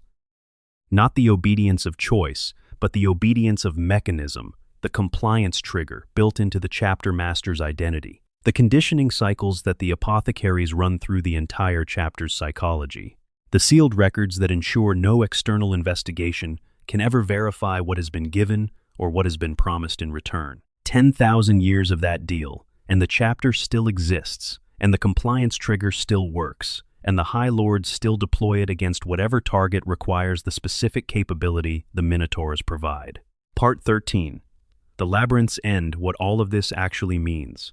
Every piece of the picture held together simultaneously. Contradictory founding records spanning 3 millennia. Gene seed origin officially unknown, actually Iron Warriors, protected from investigation by the highest institutional authority in the Imperium. A history that vanishes for 2,500 years and reappears fundamentally transformed. Records sealed at the highest clearance level. Equipment that could only have been accumulated with Heresy-era access and ongoing Mechanicus manufacturing support. A chapter master who may be an engrammatic construct rather than a continuous person, with a compliance trigger that overrides his apparent autonomy when the authorized signal is used. Regular psychological conditioning of the entire chapter. Absolute loyalty to the High Lords and to no other body. A pattern of deployments in which the destruction or severe degradation of other Space Marine chapters is the primary function. Named for the beast in the labyrinth, living in the maze, waiting to be pointed. What assembles is an organization that exists at the intersection of the Imperium's deepest internal fear and its most pragmatic response to that fear. The fear. 1,000 Space Marine chapters, each operationally independent, each controllable only through the chapter's own willingness to participate in oversight mechanisms, represents a structural vulnerability that every sufficiently long-running Imperial government eventually recognizes. The chapters are loyal, mostly. They follow the Codex and Imperial authority, mostly. But mostly is not always, and the history of the 41st millennium includes the Badab War and the Macarian Heresy's interchapter conflicts and the Euxine incident, and the Night Reapers, and whatever happened in the sealed records that nobody can access. Mostly eventually produces exceptions, and exceptions of this magnitude are existential problems. The practical answer to a Space Marine chapter that stops listening is another Space Marine chapter. Nothing else has the military capability. Imperial Guard forces are destroyed by Astartes' opponents without serious difficulty. The Custodes are extremely capable individually, but extremely limited in operational scale. 100 Custodians against 1,000 Astartes is not a fight the Custodes win, regardless of their individual quality. The Inquisition can declare excommunicate traitores, and it means something, but it does not physically stop the excommunicate chapter from operating. Only another chapter with equivalent military capability can actually deal with a renegade chapter militarily. The Minotaurs are that capability, specifically engineered, built for that purpose. Designed to be better at fighting other Space Marines than any chapter in the Imperium, through the combination of Iron Warriors' institutional knowledge of Astartes' tactics, and the specific operational experience of several centuries spent studying their potential targets, kept at full strength always, unlike chapters that grind down through attrition and take decades to rebuild, kept outside the inter-chapter social structure that creates the obligations and loyalties that might complicate the mission if the target were a chapter that the executioner had served beside, maintained through compliance mechanisms that ensure the weapon can always be recalled. The Lamenters were nearly destroyed. The Inceptors were all but erased as a functioning chapter. The Night Reapers were hunted to extinction. The Badab War's secessionist chapters were decisively broken rather than simply defeated. Every chapter that has ended up in the Minotaur's operational crosshairs has faced warriors who have spent their entire institutional existence optimizing for the scenario of fighting Astartes' opponents, and who do it without the hesitation or reluctance that a chapter whose primary purpose is something else would inevitably bring to such a mission. The beast that hunts the beasts. The monster contained in the maze that is also the instrument of the maze's maintenance. The thing that knows every way to destroy Astartes because it has been studying Astartes for 10,000 years. Because the deal that gave it the right to exist specified that this was the service, and the deal has never been renegotiated. The Daedalus Crata moves through the void right now. Its bronze hull catches whatever light exists in whatever system it currently occupies, smoldering in the dark the way bronze does when there is fire inside it rather than outside. In those maze-like corridors, 10 companies of warriors run their training programs and their maintenance cycles and their conditioning updates. They practice the specific art of engaging other Space Marines. They maintain their extraordinary by-origin equipment. They receive the conditioning refreshment from the apothecaries, who serve as engineers of identity as much as doctors of biology. They wait.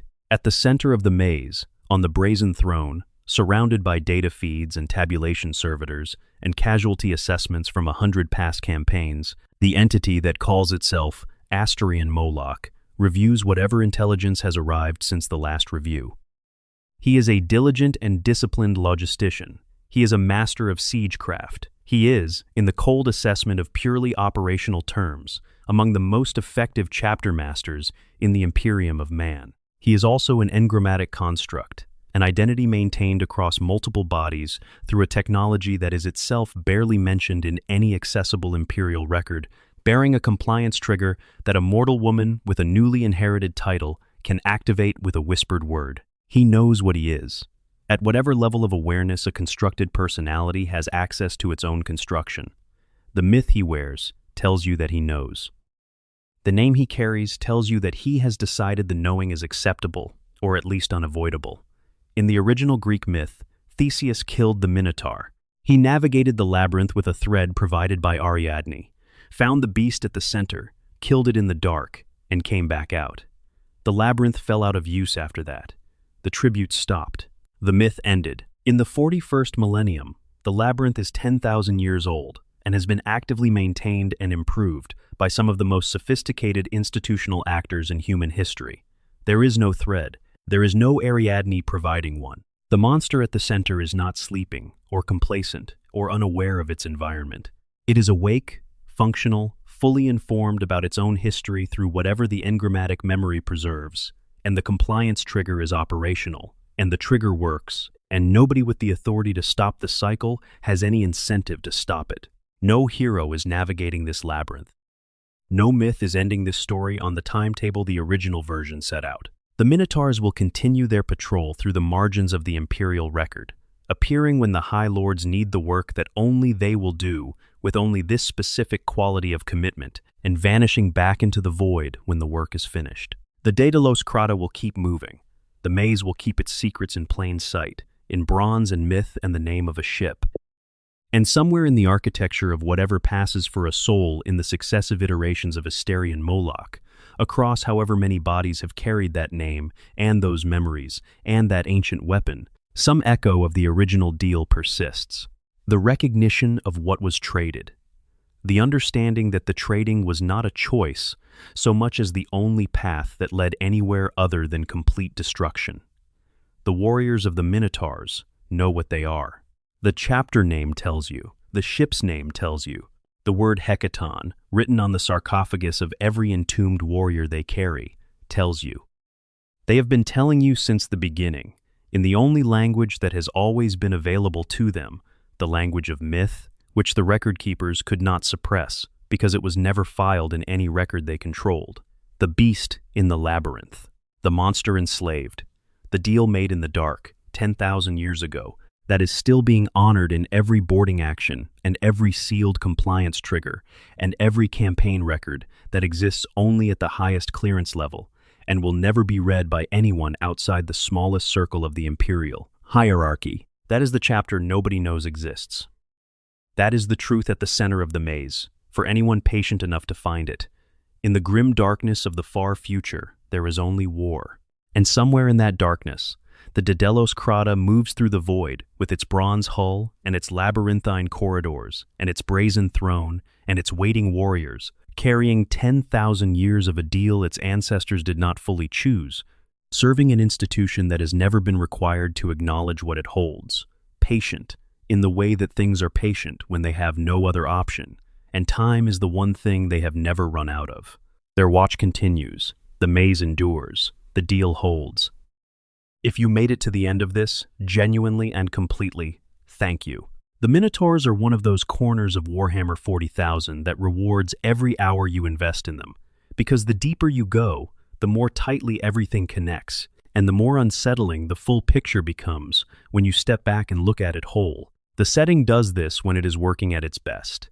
It builds something that functions as entertainment on the surface, and as a genuine examination of institutional power and the costs of compromise, and the things that systems do when they run long enough without accountability, and the Minotaurs are one of the clearest examples of that working in the entire canon.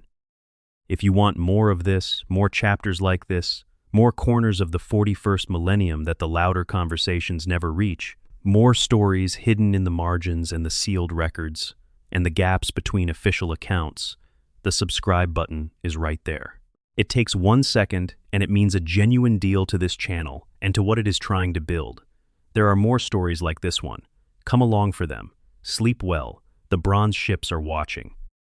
All lore referenced in this video is drawn from Warhammer 40,000 canonical sources, including Imperial Armor Volume 9, The Badab War Part 1, and Volume 10, The Badab War Part 2 by Forge World, Imperial Armor Volume 12, The Fall of Orpheus by Forge World, The Watchers of the Throne novel series by Chris Raitt, the Warhammer 40,000 Lexicanum, and the official Warhammer 40,000 fandom wiki.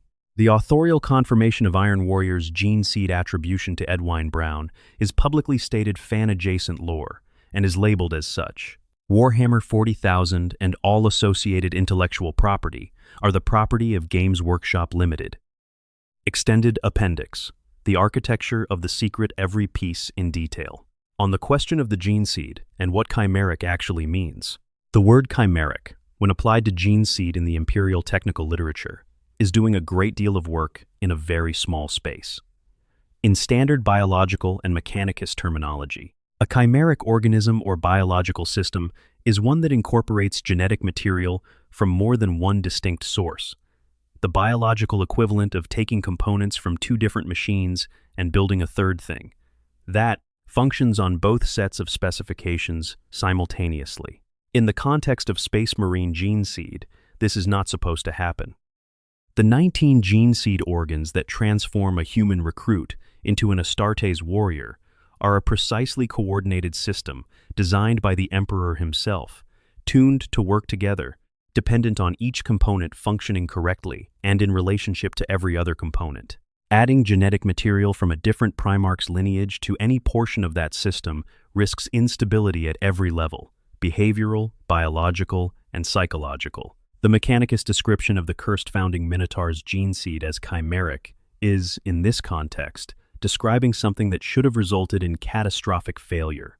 Warriors whose gene seed draws from multiple Primarch lineages and whose biological systems somehow manage to function anyway, barely, imperfectly, with behavioral consequences that are evident to every commander and battle brother who encounters them, are in a category of medical and genetic abnormality that the Mechanicus finds extremely difficult to study and extremely difficult to explain. The chimeric description explains the berserker tendency as a direct consequence of the mixture. Different Primarch lineages carry different psychological tendencies as part of their genetic legacy, and combining those tendencies without the careful calibration that designed them as separate systems produces conflict in the resulting warrior's behavioral architecture. The aggression that the Iron Warrior's gene seed was associated with the siege-driven determination, the willingness to sustain casualties, the cold pragmatism combined with whatever other material was mixed into the cursed founding chapter's gene seed and produced something that operated at a constant fever pitch that the warrior's own mind could not regulate. The second Minotaurs, the ones who emerged in M41, and who we have spent this entire video examining, carry Iron Warrior's gene seed in a form that is apparently not chimeric. The behavioral evidence supports this. Where the cursed founding chapter was barely controlled aggression in institutional form, the M41 chapter is precisely the opposite: controlled, measured, data-driven, operating at the cold efficiency of exactly one genetic and cultural tradition, rather than the explosive instability of two traditions in conflict. The conditioning that the apothecaries maintain adds another layer of control on top of the genetic baseline, but the underlying material is, for the first time in the chapter's documented history, coherent rather than conflicted. This distinction matters because it speaks to the nature of the transition between the M38 disappearance and the M41 reappearance. The cursed founding chapter was unstable enough to be uncontrollable in any sustained operational sense, useful as a battering ram, but useless as a precision instrument. The chapter that the High Lords actually needed was a precision instrument. The 2,500 years of silence were the time required to source stable Iron Warrior's gene seed, establish a chapter culture built on that stable genetic foundation, implement the conditioning protocols that would add compliance to the precision, and produce something that could be aimed at exactly the right target, at exactly the right moment, and recalled when the target had been destroyed. You cannot build that from chimeric berserkers. You have to start over with coherent source material and the patience to build properly. The Mechanicus's role in this transition is another piece of the picture that the evidence points toward without making explicit. The Adeptus Mechanicus maintains the gene seed archives. They process the tithes. They are the institution with the technical capability to produce functional gene seed from a particular source, and to do so without the records reflecting what source was used. The gene seed tithes for the Minotaurs are sealed at the highest clearance level, accessible only to authorized individuals. This means someone authorized the sealing. The authorization traces to the High Lords. The Mechanicus sealed their own records, their own tithes, their own technical documentation of what they were actually working with, at the direction of the body with the authority to direct them. The Fabricator General cooperates with the High Lords project, and the project's secrecy is maintained at every institutional level simultaneously. On the Night Reapers, and what the chapter has done that we cannot fully document. The Night Reapers are a Space Marine chapter whose history is essentially inaccessible for exactly the same reasons the Minotaur's own history is inaccessible. The records that document the relevant events have been sealed or suppressed at a level that makes them unavailable to anyone without the appropriate clearance. What we know is that the Night Reapers were a chapter that came into conflict with some element of the Imperium's authority, The specific nature of that conflict is not accessible from publicly available sources, and that the Minotaurs were deployed against them alongside the Red Hunters, one of the other chapters that is known to occasionally serve in an Inquisition-adjacent enforcement role. The Night Reapers were not simply defeated in this engagement. They were hunted across more than a dozen star systems, cornered at an ancient pre-human derelict large enough to have its own atmosphere and ecosystem.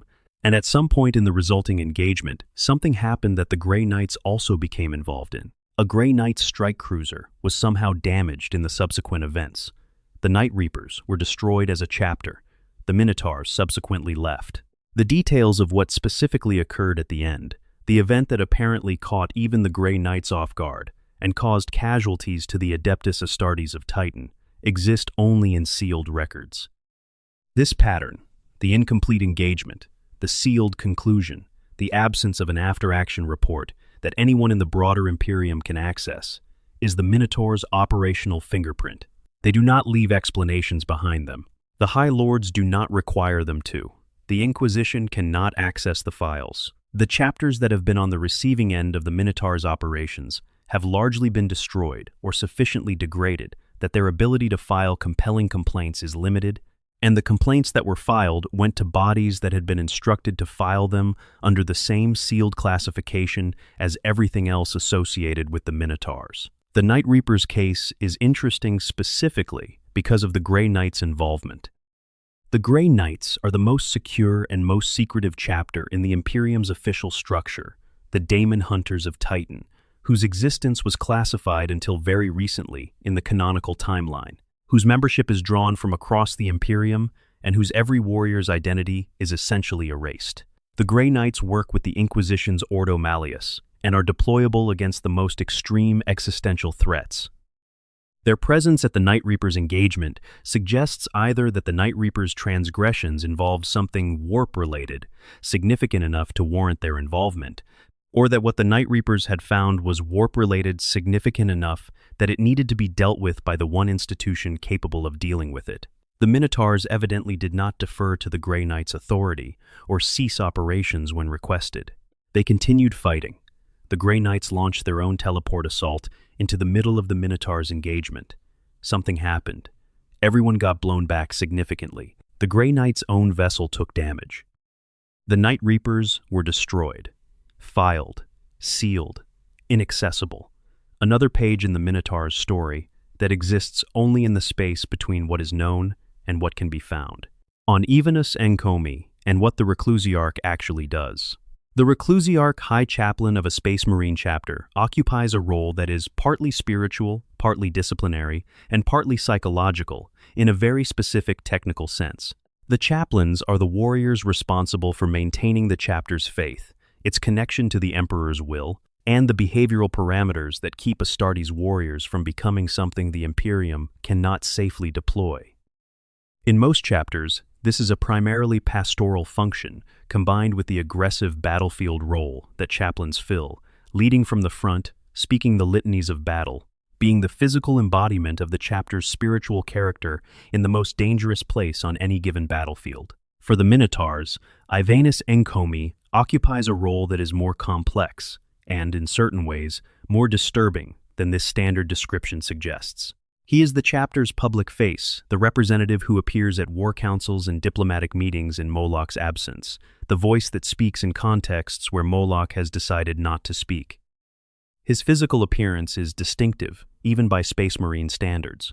The crimson tattoos covering his features, the red irises, the gaunt and brooding presence that observers describe as simultaneously deeply unsettling and capable of extraordinary oratory when the situation requires it. He is described as having a feral quality about him, a suggestion of some origin that does not map cleanly onto the standard Astartes profile, though what exactly that origin involves is not in any accessible record. His role in the Badab War is documented in enough detail to draw some conclusions.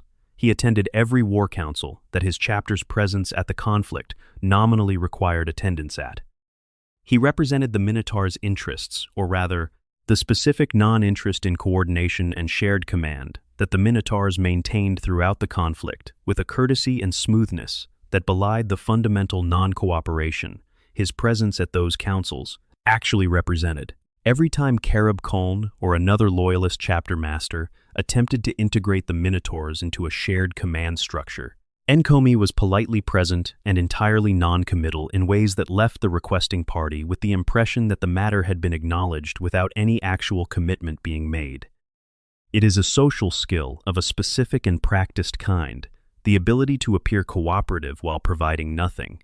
But Enkomi is also a conditioning officer in the technical sense that the Minotaurs require. The chaplains in standard chapters reinforce the chapter's cultural and spiritual framework. In the Minotaurs, that reinforcement is not merely spiritual but neurological, the conditioning cycles that maintain the chapter's behavioral parameters, including the compliance triggers, are implemented and refreshed by the apothecaries and the chaplain corps working in conjunction. Enkomi is, among his other roles, one of the primary custodians of the chapter's constructed identity. He knows what the chapter is. He maintains the architecture that makes the chapter what it is. The crimson tattoos and red irises, the feral quality about him, these might be the marks of a warrior whose own conditioning has run somewhat differently from the standard implementation, whose own identity carries a slightly different quality because of the specific role he has been assigned within the chapter's structure. Or they might simply be the marks of a warrior whose recruitment background was unusual. The records, predictably, do not specify.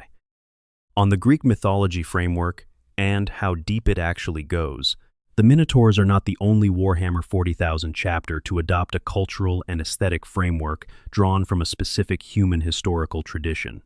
The Space Wolves draw from ancient Norse warrior culture. The Salamanders draw from Nocturnian tradition, filtered through a broadly African aesthetic. The Iron Hands draw from the specific culture of Medusa and Ferrus Manus's particular traumatized relationship with his own flesh. Cultural frameworks serve chapters well because they provide a coherent internal mythology, a set of stories and images and values that organize the chapter's self-understanding and give its warriors a way to make meaning from the specific experience of being what they are. The Minotaur's Greek framework is more precisely chosen than most chapters' cultural references because it is specifically chosen to contain the chapter's actual history in symbolic form. This is not a chapter that looked at ancient Terra's cultural heritage and selected something that resonated aesthetically. It is a chapter that found in a specific myth the precise structural description of its own situation and adopted that myth as a framework for encoding, in durable symbolic form, the truth that the chapter's institutional records will never be allowed to state directly. The myth of Theseus and the Minotaur, in its original form, is a story about the relationship between Crete and Athens, between the power that demanded tribute and the people who paid it. Minos, king of Crete, had demanded that Athens send 7 young men and 7 young women every 9 years to feed the Minotaur in the labyrinth. The tribute was not negotiable. It was the price of a peace that was itself the product of power, rather than justice. Athens paid it because Athens lacked the capacity to refuse it. The Minotaur Asterion, the beast, ate the tribute without having chosen to do so, without having created the system that made him its instrument, without any ability to refuse the role that had been assigned to him by the circumstances of his birth and the decisions of the people responsible for building the structure around him. Apply this template to the Minotaurs. The Imperium, specifically the High Lords as its ruling expression, demands tribute from the chapters that nominally serve it. In the Minotaur's case, the tribute is not young Athenians sent to be consumed. The tribute is service, obedience, the execution of whatever order arrives through the compliance channel, including the destruction of other chapters that the High Lords have decided need destroying. The chapter does not have the capacity to refuse this tribute. The compliance trigger ensures that. The sealed records ensure that any attempt to appeal to other institutions will find those institutions unable to access the files that would be necessary to make the appeal meaningful. The labyrinth is not metaphorical. It is the architecture of the deal itself, built in such a way that there is no exit from it, that the maze does not control. The name Asterion Moloch is the chapter's most explicit acknowledgement of this situation. Asterion is the name of the beast. Moloch is a name drawn from ancient Semitic mythology, a deity depicted with the head of a bull and the body of a man, to whom children were sacrificed in certain ancient traditions, a figure of power that demanded what the powerful demand, regardless of the preferences of those who paid.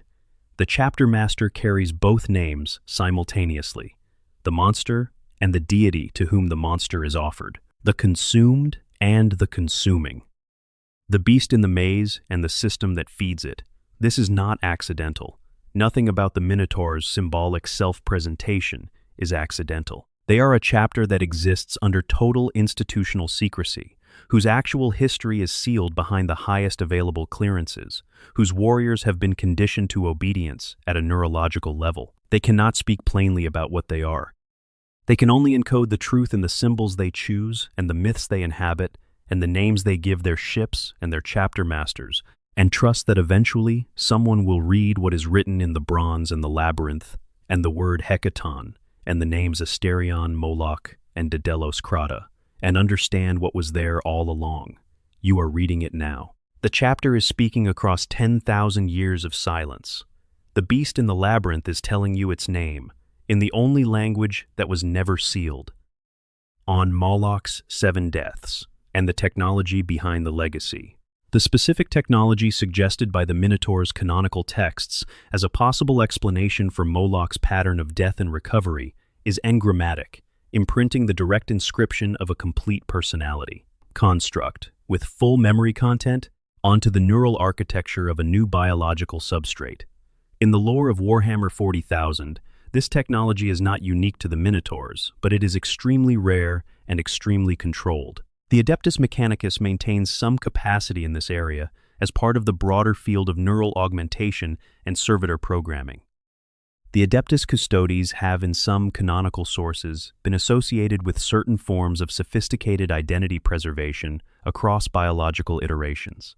The specifics of how engrammatic technology works at the level of complete personality transfer are not extensively detailed in accessible lore, which is precisely what you would expect if the technology is both real and politically sensitive. For the Minotaurs, the operational implications of engrammatic identity are significant. If Asterion Moloch is not a continuous biological being, but a constructed personality transmitted through successive physical hosts, then the accumulated tactical experience and institutional memory that Moloch displays across 500 years of documented activity is not the result of one warrior's biological lifespan and biological memory, but of an engineered system specifically designed to preserve and transmit that knowledge, regardless of what happens to any individual physical carrier. This makes the entity that calls itself Asterion Moloch simultaneously more and less than a person. More, in the sense that it carries the complete experiential heritage of every previous iteration, the memories, the tactical wisdom, the developed instincts of centuries of combat compressed into a single personality that operates as though it experienced all of them personally. Less, in the sense that the identity is constructed, maintained through technology and regular conditioning, and almost certainly carries from its first implementation the compliance trigger that remains active in the current iteration, and that Roskavler demonstrated works regardless of the individual warrior's current state of mind or tactical position. The apothecary's regular psychological maintenance, which has no parallel in any other chapter's documented practices, supports this model. A naturally occurring personality, developed through biological experience, does not require regular technical maintenance to remain stable. A constructed personality does. Neural pathways drift. The biological substrate accumulates experience that gradually modifies the foundation the constructed personality is running on. Without regular recalibration, the refreshing of the engrammatic layer, the reinforcement of the behavioral parameters, the testing and maintenance of the compliance trigger's proper function, the constructed identity, would gradually shift away from the design specifications. The apothecaries are the engineers who prevent this drift, and their regular work with every warrior in the chapter, not just Moloch, suggests that some version of the engrammatic identity framework is deployed throughout the chapter, rather than only in the chapter master. This would explain the chapter's consistency across centuries in a way that normal institutional culture cannot fully account for. Chapters drift. They evolve. Priorities shift as generations of warriors with different experiences come and go. The Minotaurs display a consistency of purpose and method, that is unusual even for chapters with very strong institutional cultures. If the warriors themselves carry conditioned identity frameworks, not to the extent of full personality construction, but at the level of behavioral parameters and compliance architectures, then the chapter is not maintaining its character through normal cultural transmission, but through a technical system that actively enforces it, regardless of individual variation. The brazen throne at the center of the labyrinth is not just a dramatic visual.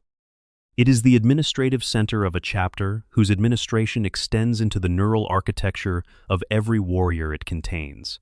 Moloch, sitting at the center, surrounded by data feeds and casualty reports, is the operating picture of someone monitoring a system whose components include the people they are commanding. Not because the warriors are not real people, with real experiences they clearly are. The Badab war records include enough individual warrior details to confirm that, but because those real people exist within an institutional framework that has been engineered from the genetic and neurological level up, in ways that no chapter built on voluntary choice and cultural transmission could replicate or fully understand from the outside. On what happens after the age of the Dark Imperium, the Indomitus Crusade's aftermath left the Minotaurs in an interesting position. The Hexarchy had failed. The chapter had been part of it, had provided its military muscle, had cleaned the evidence trails of people it had been tasked to protect, had engaged in direct combat with Imperial fists and custodians. And then the compliance trigger had activated, and the chapter had departed Terra with nothing done to them as a consequence. This creates a situation that the surviving High Lords, Guilliman's loyalists, now had to manage. The Minotaur's existence as an enforcement tool remained useful, perhaps more useful than before, given the post-Rift political situation in which the Imperium was managing simultaneous existential crises on multiple fronts. The chapter's specific capabilities for anti-Astartes operations remained unmatched. The compliance trigger had demonstrated itself to work even in the context of a coup attempt against a Primarch, which is arguably the most significant possible demonstration of its reliability. The pragmatic argument for maintaining the chapter's existence and operational capability was, if anything, stronger after the Hexarchy than before it. But the nature of the relationship between the Minotaurs and whoever currently speaks as the High Lords of Terra had changed in one significant way. Before the Hexarchy, the chapter's existence was a secret, primarily from external investigators from Inquisitors and Mechanicus archivists and other chapters' intelligence operations. After the Hexarchy, the chapter's role in active imperial politics was known to the surviving members of the Senatorum, including Guilliman's own loyalists, at a level that could not be unknown. Guilliman himself presumably learned what had happened. A Primarch's response to learning that a Space Marine chapter attempted to participate in his assassination and then walked away without consequence because of a sealed compliance mechanism that overrode the chapter master's tactical judgment is not in any accessible record. What we do know is that the chapter remained operational, that it participated in the Indomitus Crusade deployment through units seconded to Crusade fleet elements, that the Daedalus Crata continued its patrol, and the chapter continued its conditioning cycles, and the Brazen Throne continued to receive its data feeds. The deal held. It has always held. Whatever Guilliman's private response to what happened during the Hexarchy was, the institutional reality of the Minotaur's existence, the sealed records, the compliance trigger, the practical impossibility of deploying against the chapter without exactly the kind of capabilities the chapter was built to counter, remained unchanged. The Minotaurs persist because they are useful, and because the mechanism that was built to ensure they remain useful and controllable continues to function. This is not a satisfying resolution in the narrative sense.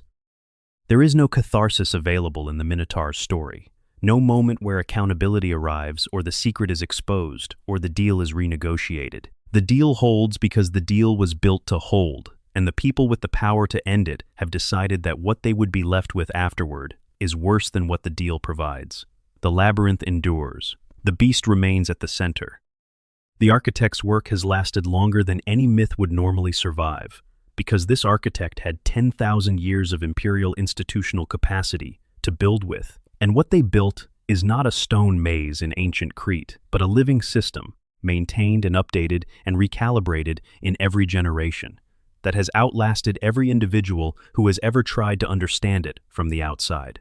a final note on the weight of it. The Minotaurs are, in the end, one of the most honest things in the Warhammer 40,000 setting. Not honest in the conventional sense. They are a chapter built on secrets and silence, and the deliberate suppression of the truth about their own nature. But honest in the sense that they are an accurate reflection of what the Imperium of Man actually is, stripped of the heroic narrative that usually sits on top of it. The Imperium of Man is a civilization that survives not through virtue, but through necessity. It makes the deals that necessity requires. It pays the prices that survival demands. It maintains the secrets that would undermine the institutional legitimacy that is itself part of what is being preserved.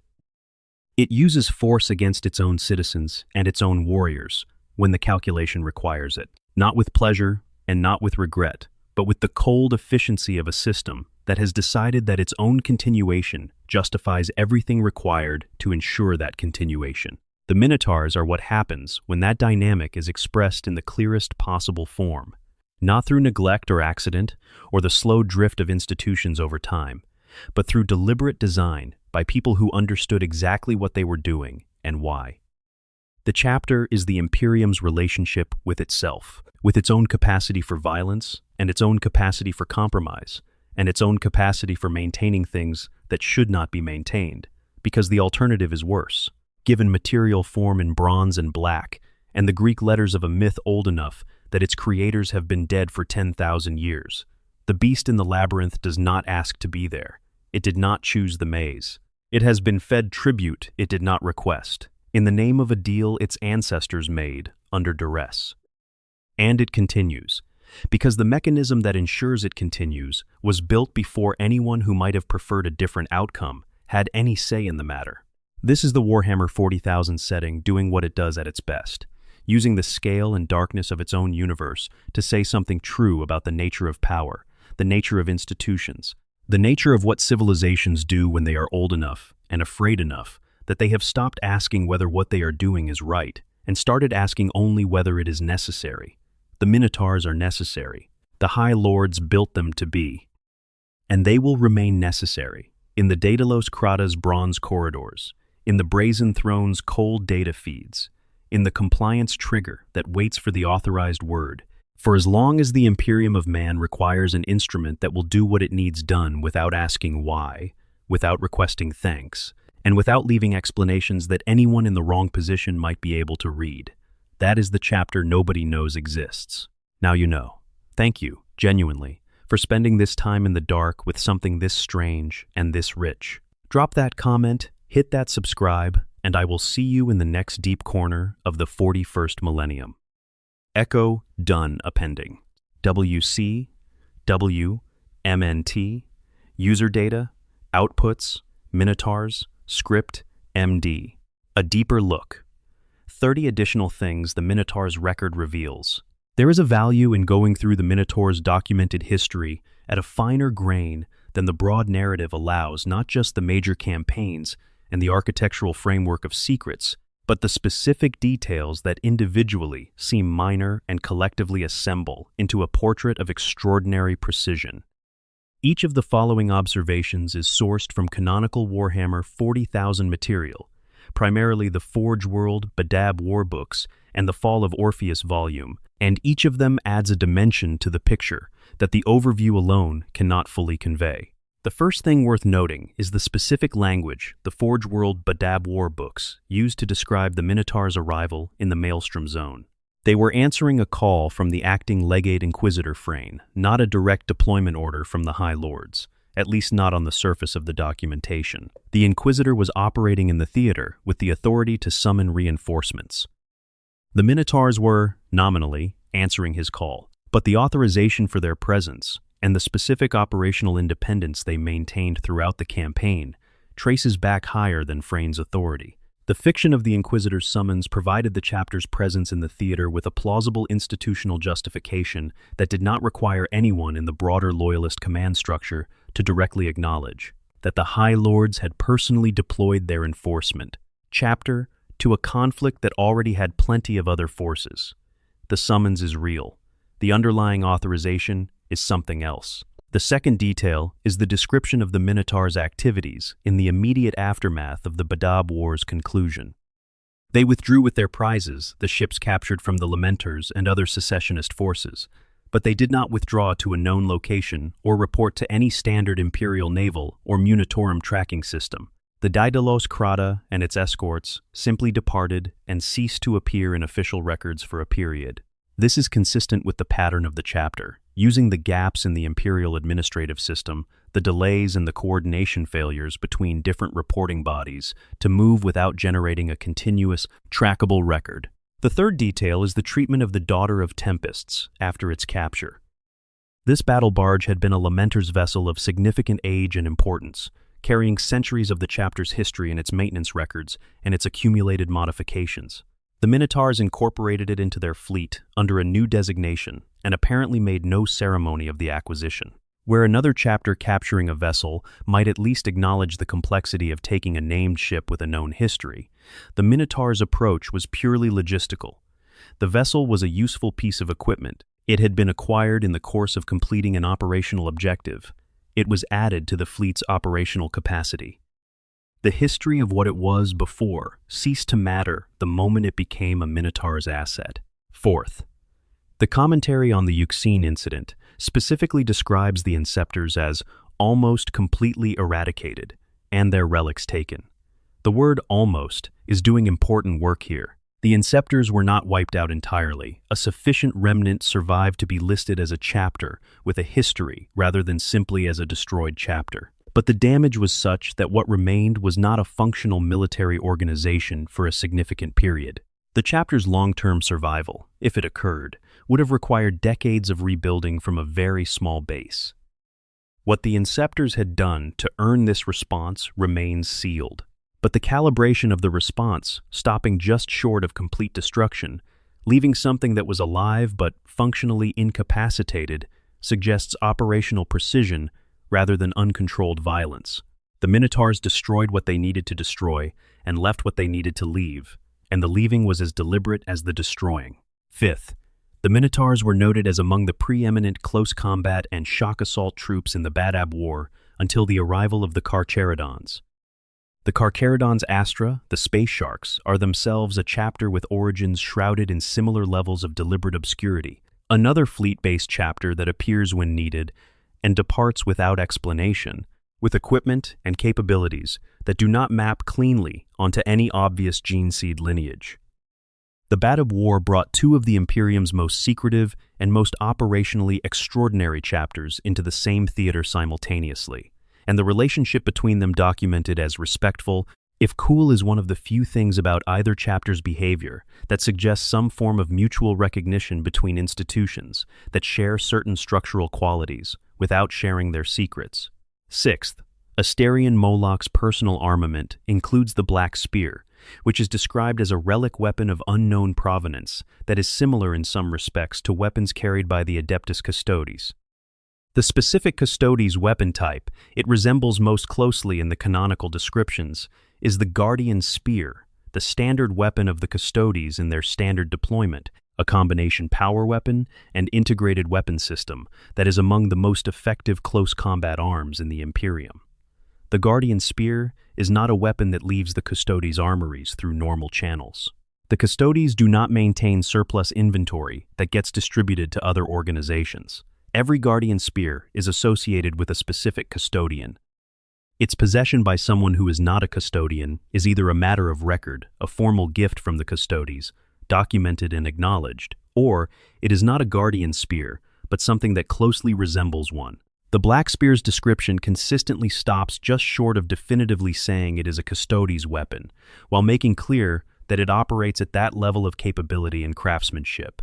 Seventh, the description of the Daedalus Crata's interior as labyrinthine is consistent across every source that mentions it. This is not a ship that simply has a complex internal layout, the way all large vessels do. It is a ship that has been designed specifically so that people who do not know it cannot navigate it efficiently. Corridors that connect in ways that do not follow intuitive spatial logic. Chambers that are only accessible through routes that require knowing the specific sequence of access points rather than simply following the general direction. This design serves an obvious defensive purpose in boarding actions. Enemies who breach the hull are disoriented and slowed by an environment they cannot read. But it also serves a less obvious purpose. It ensures that the only people who can function efficiently aboard the Daedalus Crata are people who have been specifically trained to do so. The ship is not accessible to its complement's allies. It is accessible only to the Minotaurs themselves. Eighth, the chapter's recruitment practices are essentially undocumented. Where other chapters maintain known relationships with specific worlds, recruiting from the same populations across generations, developing the long-standing cultural connections between chapter and homeworld that define many chapters' identities, the Minotaur's recruitment sources are not described in any accessible source. For a fleet-based chapter, this is less unusual than it might otherwise be. Fleet-based chapters generally draw from a wider range of worlds than planet-based chapters. But the complete absence of any documentation about where the Minotaurs recruit, combined with the extraordinary level of conditioning their warriors display, raises questions about the selection process that can only be answered from available information. Ninth, the War for the Andromax system in 999. M37 is one of the few documented Minotaurs engagements before the Macharian heresy reemergence.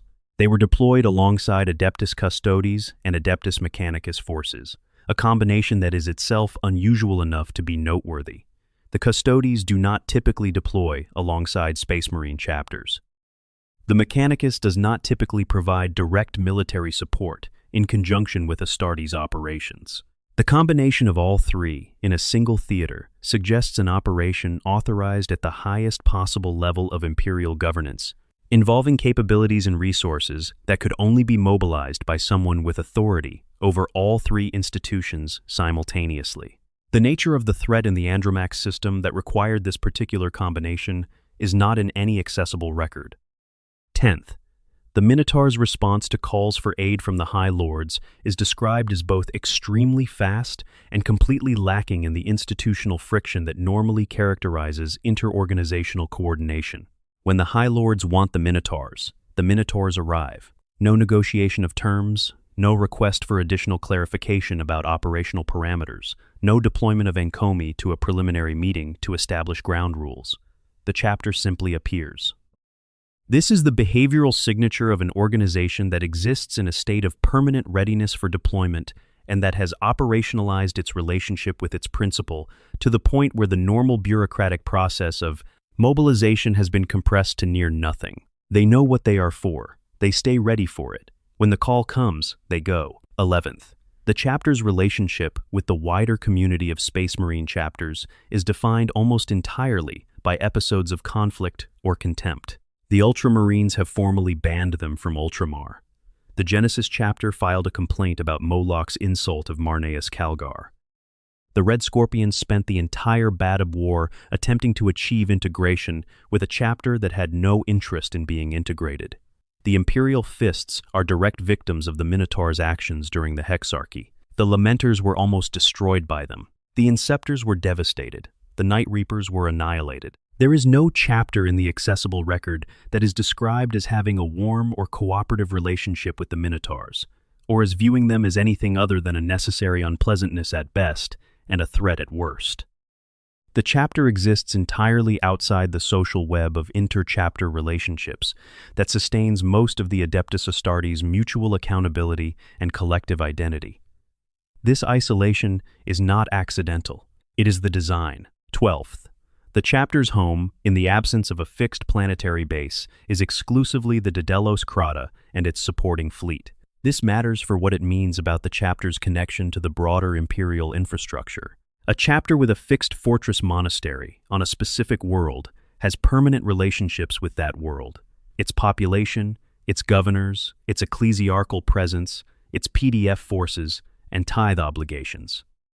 Those relationships create accountability in multiple directions. The chapter is known to the locals. The locals have relationships with the chapter. Outside organizations that deal with the world know the chapter is there. The Minotaurs have none of this. They have no fixed geographic presence anywhere in the Imperium that creates these accountability relationships. Their only permanent institutional address is the Daedalus Crata, which is itself a sealed labyrinth, and whatever channel connects them to the High Lords, which operates entirely outside the normal institutional structure. 13th, The chapter's battle barge, Fidelitas Lambda, sacrificed itself during the Battle of Amara Prime to ram the Necron tomb ship Dead Hand. The name Fidelitas Lambda is interesting on examination. Fidelitas is the Latin word for fidelity, loyalty, faithfulness. Lambda is a Greek letter, the 11th letter of the Greek alphabet. The ship is named for loyalty, a statement of the chapter's essential quality, the thing that defines them more than any other single attribute. It is entirely appropriate that the vessel named for loyalty was the one that made the ultimate sacrifice, that gave up its existence as an operational asset in the act of completing the mission it had been given. The Minotaurs name their ships in this way meaningful names, names that carry the chapter's self-understanding, encoded in ways that casual observation does not catch, but careful attention rewards. 14th. The Bronze Catechist is another named strike cruiser in the Minotaur's fleet. Catechist, a person who gives instruction, especially in religious doctrine. A teacher, specifically of the foundational principles of a faith. The strike cruiser named for teaching. Another layer of the chapter's self-reference, pointing toward the understanding that what the chapter does is not merely fighting, but the instruction of the rest of the Imperium in fundamental principles. The principle that loyalty to the High Lords is absolute. The principle that transgressions against the Imperial Order have consequences. The principle that the beast in the labyrinth is real and patient and will come for you if you step too far out of line. 15th. The Stymphalos, another Minotaur's strike cruiser, takes its name from the ancient Greek Stymphalian birds, the creatures destroyed by Heracles as one of his 12 labors. The Stymphalian birds were bronze-beaked, bronze-feathered birds that threatened the region around Lake Stymphalos in ancient mythology, and their destruction was accomplished through the use of noise to drive them into flight and arrows to shoot them down as they flew. The chapter's strike cruiser, named for brazen birds. More Greek mythology, more bronze, more of the self-referential symbolic language that the Minotaurs have used consistently throughout their history to encode what they are and what they carry. 16th. In the Fall of Orpheus, Hecaton Morbus is specifically named as a Contemptor pattern dreadnought rather than the standard Mark IV or Mark V patterns that most chapters' ancients occupy. The Contemptor is a Heresy-era chassis, larger and more powerful than the standard dreadnought designs that replaced it, specifically associated with the Legiones Astartes period. The Minotaurs field Contemptors as operational equipment named units, deployed in significant engagements, treated as parts of the chapter's standard combat capability, rather than as irreplaceable relics to be held in reserve for only the most extraordinary circumstances. Again, the Heresy-era equipment used as working material, suggesting the supply of it is sufficient for normal operational deployment. 17th. Hecaton Palemon is another named Contemptor dreadnought, described as being part of the cadre permanently based on the Daedalus Crata itself. A dreadnought permanently aboard the flagship, always immediately available for the chapter master's direct operational use. The name Palemon is Greek, referring in mythology to a sea deity, or alternatively, to a young hero who assisted Jason on the voyage of the Argonauts. Another layer of the Greek framework, another name carrying mythological weight, another Hecaton, whose name points toward what the chapter carries inside its most ancient warrior's heroic tradition, from a source that cannot be publicly named. 18th. The Death Corps of Krieg were the primary ground force alongside the Minotaurs in the Orphean War. The Death Corps are themselves one of the more philosophically disturbing elements of the Imperial Guard warriors, from a world that has been fighting its own centuries-long civil war penance, raised in a culture that treats death in battle not as a tragedy to be avoided, but as the optimal outcome for a warrior, who advance across killing fields with the absolute absence of any instinct toward personal survival that most human armies cannot simply adopt as doctrine. The Minotaurs and the Death Corps fighting together in the Orpheus sector creates a combination of forces that approaches maximum possible lethality at minimum possible concern for individual survival on either side. Two organizations for whom casualties are inputs to a tactical calculation rather than tragedies requiring mitigation. 19th. The way the Minotaurs dealt with the concentration of forces on Amara Prime, waiting, analyzing, watching the Navy suffer, and then committing at the calculated optimal moment was specifically criticized by other commanders in the theater as callous and cowardly. The Minotaurs offered no defense of their behavior. The criticism, from the documented evidence, registered with them at approximately the level of background noise in an operational environment. They were right in the operational sense. Their delayed commitment produced a more decisive result than immediate commitment would have. They were willing to pay the price of other forces' deaths during the analysis period in exchange for the better outcome the analysis made possible. This is exactly what Iron Warrior's doctrine looks like when applied at operational scale, the willingness to accept higher costs in the short term in exchange for the lower overall cost of achieving the objective definitively, rather than approximately. 20th.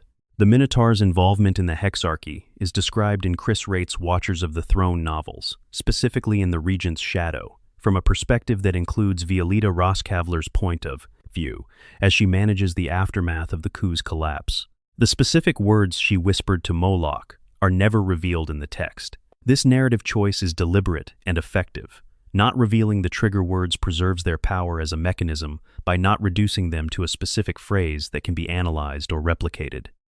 The mystery of what she said, whether it was a code word, a formal authorization phrase, a specific combination of titles and authority declarations, or something else entirely, is part of how the compliance mechanism remains functionally opaque to outside observation. Even the reader who has followed the complete story of the Hexarchy does not know what the trigger is. Only the chapter and its principal know, and neither of them is going to explain it. 21st. The documentation of Moloch's 7 deaths is specifically noted in Imperial Armor Volume 12 as something that has generated speculation among Imperial observers about whether the title is inherited. This is unusual because the Forge World books generally do not draw attention to speculation about a chapter's nature, unless the speculation is meant to be taken seriously as a lore-significant theory, rather than dismissed as unfounded rumor. Calling attention to the speculation and noting that it takes the specific form of engrammatic identity inheritance rather than simpler explanations is the Forge World text, indicating that this is the right interpretive track to follow without being able to state it directly in-universe, without undermining the secrecy that the chapter's existence depends on. 22nd.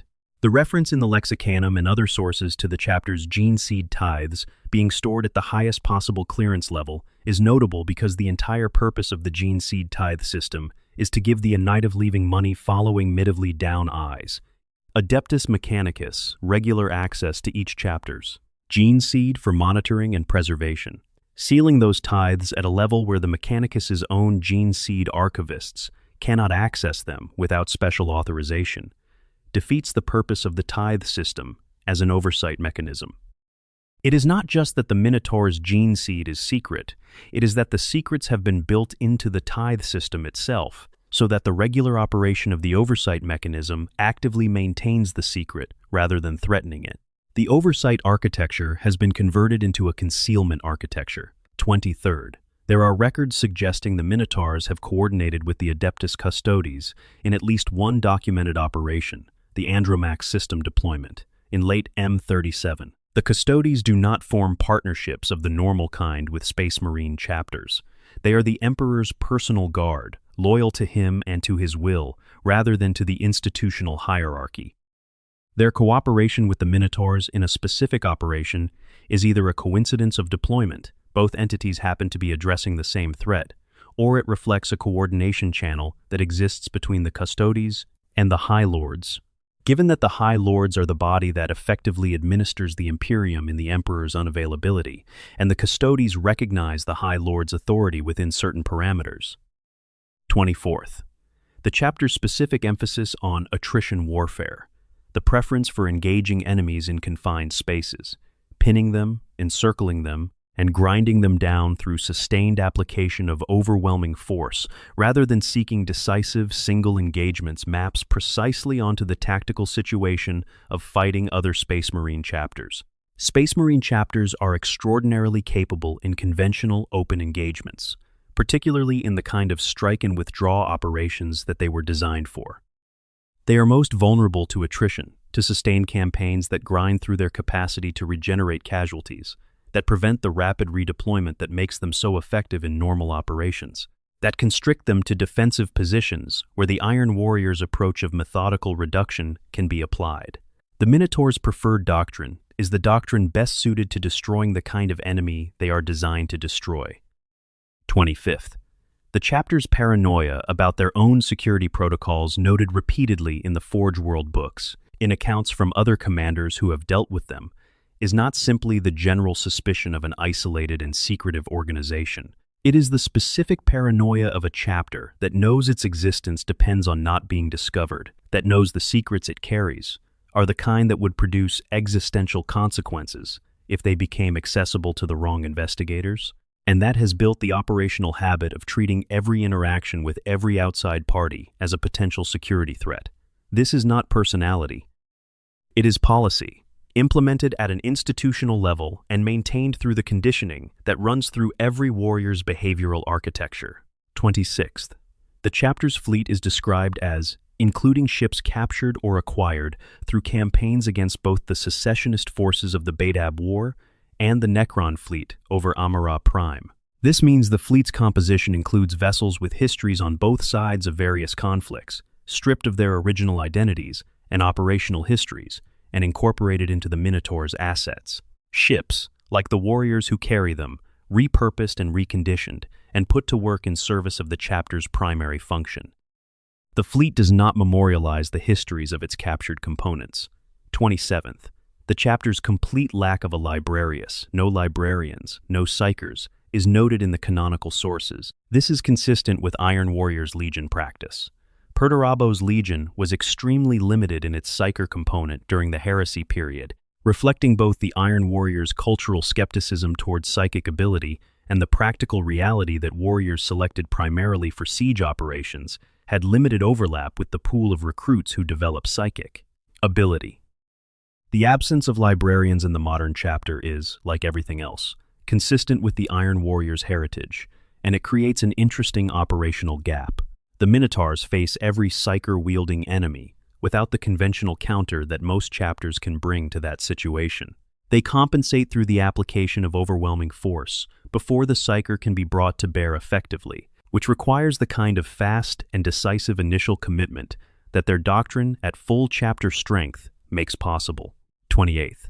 The chapter's attitude toward their own casualties is documented across multiple sources as being, by any normal standard, disturbing.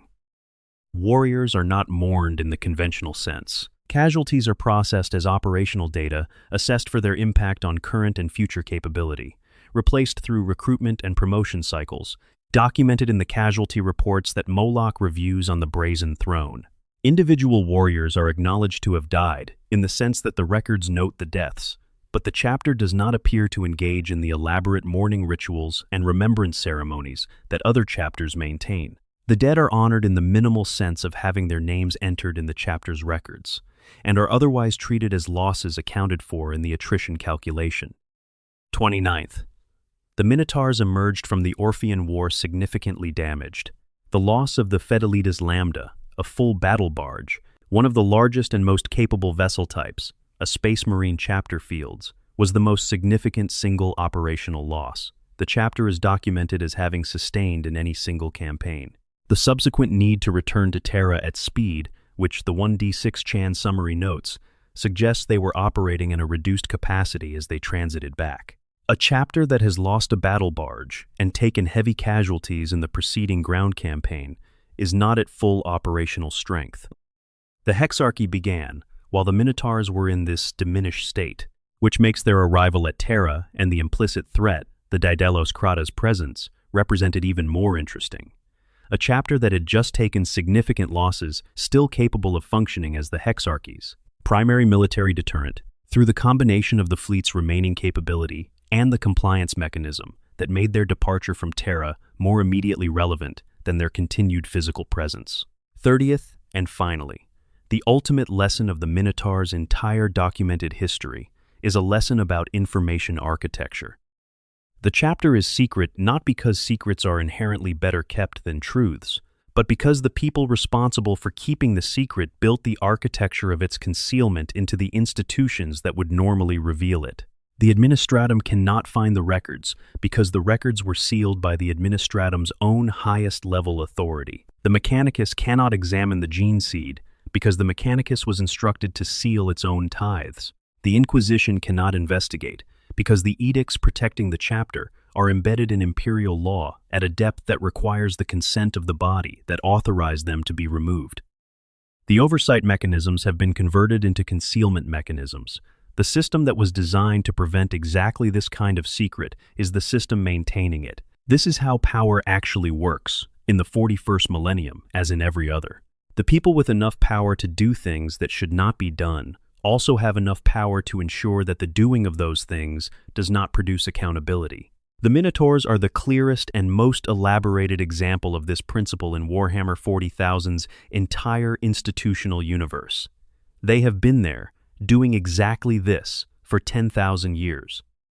The chapter nobody knows exists, because the people who know about them have made very sure that the people who do not will find it essentially impossible to learn. Now you know. The architecture of the secret is visible. The myth is readable. The beast in the labyrinth has a name, and that name is the name of every deal made in the dark, in the name of necessity. Every compromise justified by the logic of survival. Every truth sealed behind a classification high enough that the people with the legitimate reason to want it open cannot reach it without the cooperation of the people whose interest is in keeping it closed. The bronze ships sail on. The maze endures. The watch continues. Closing reflections. Why the Minotaurs matter beyond the setting.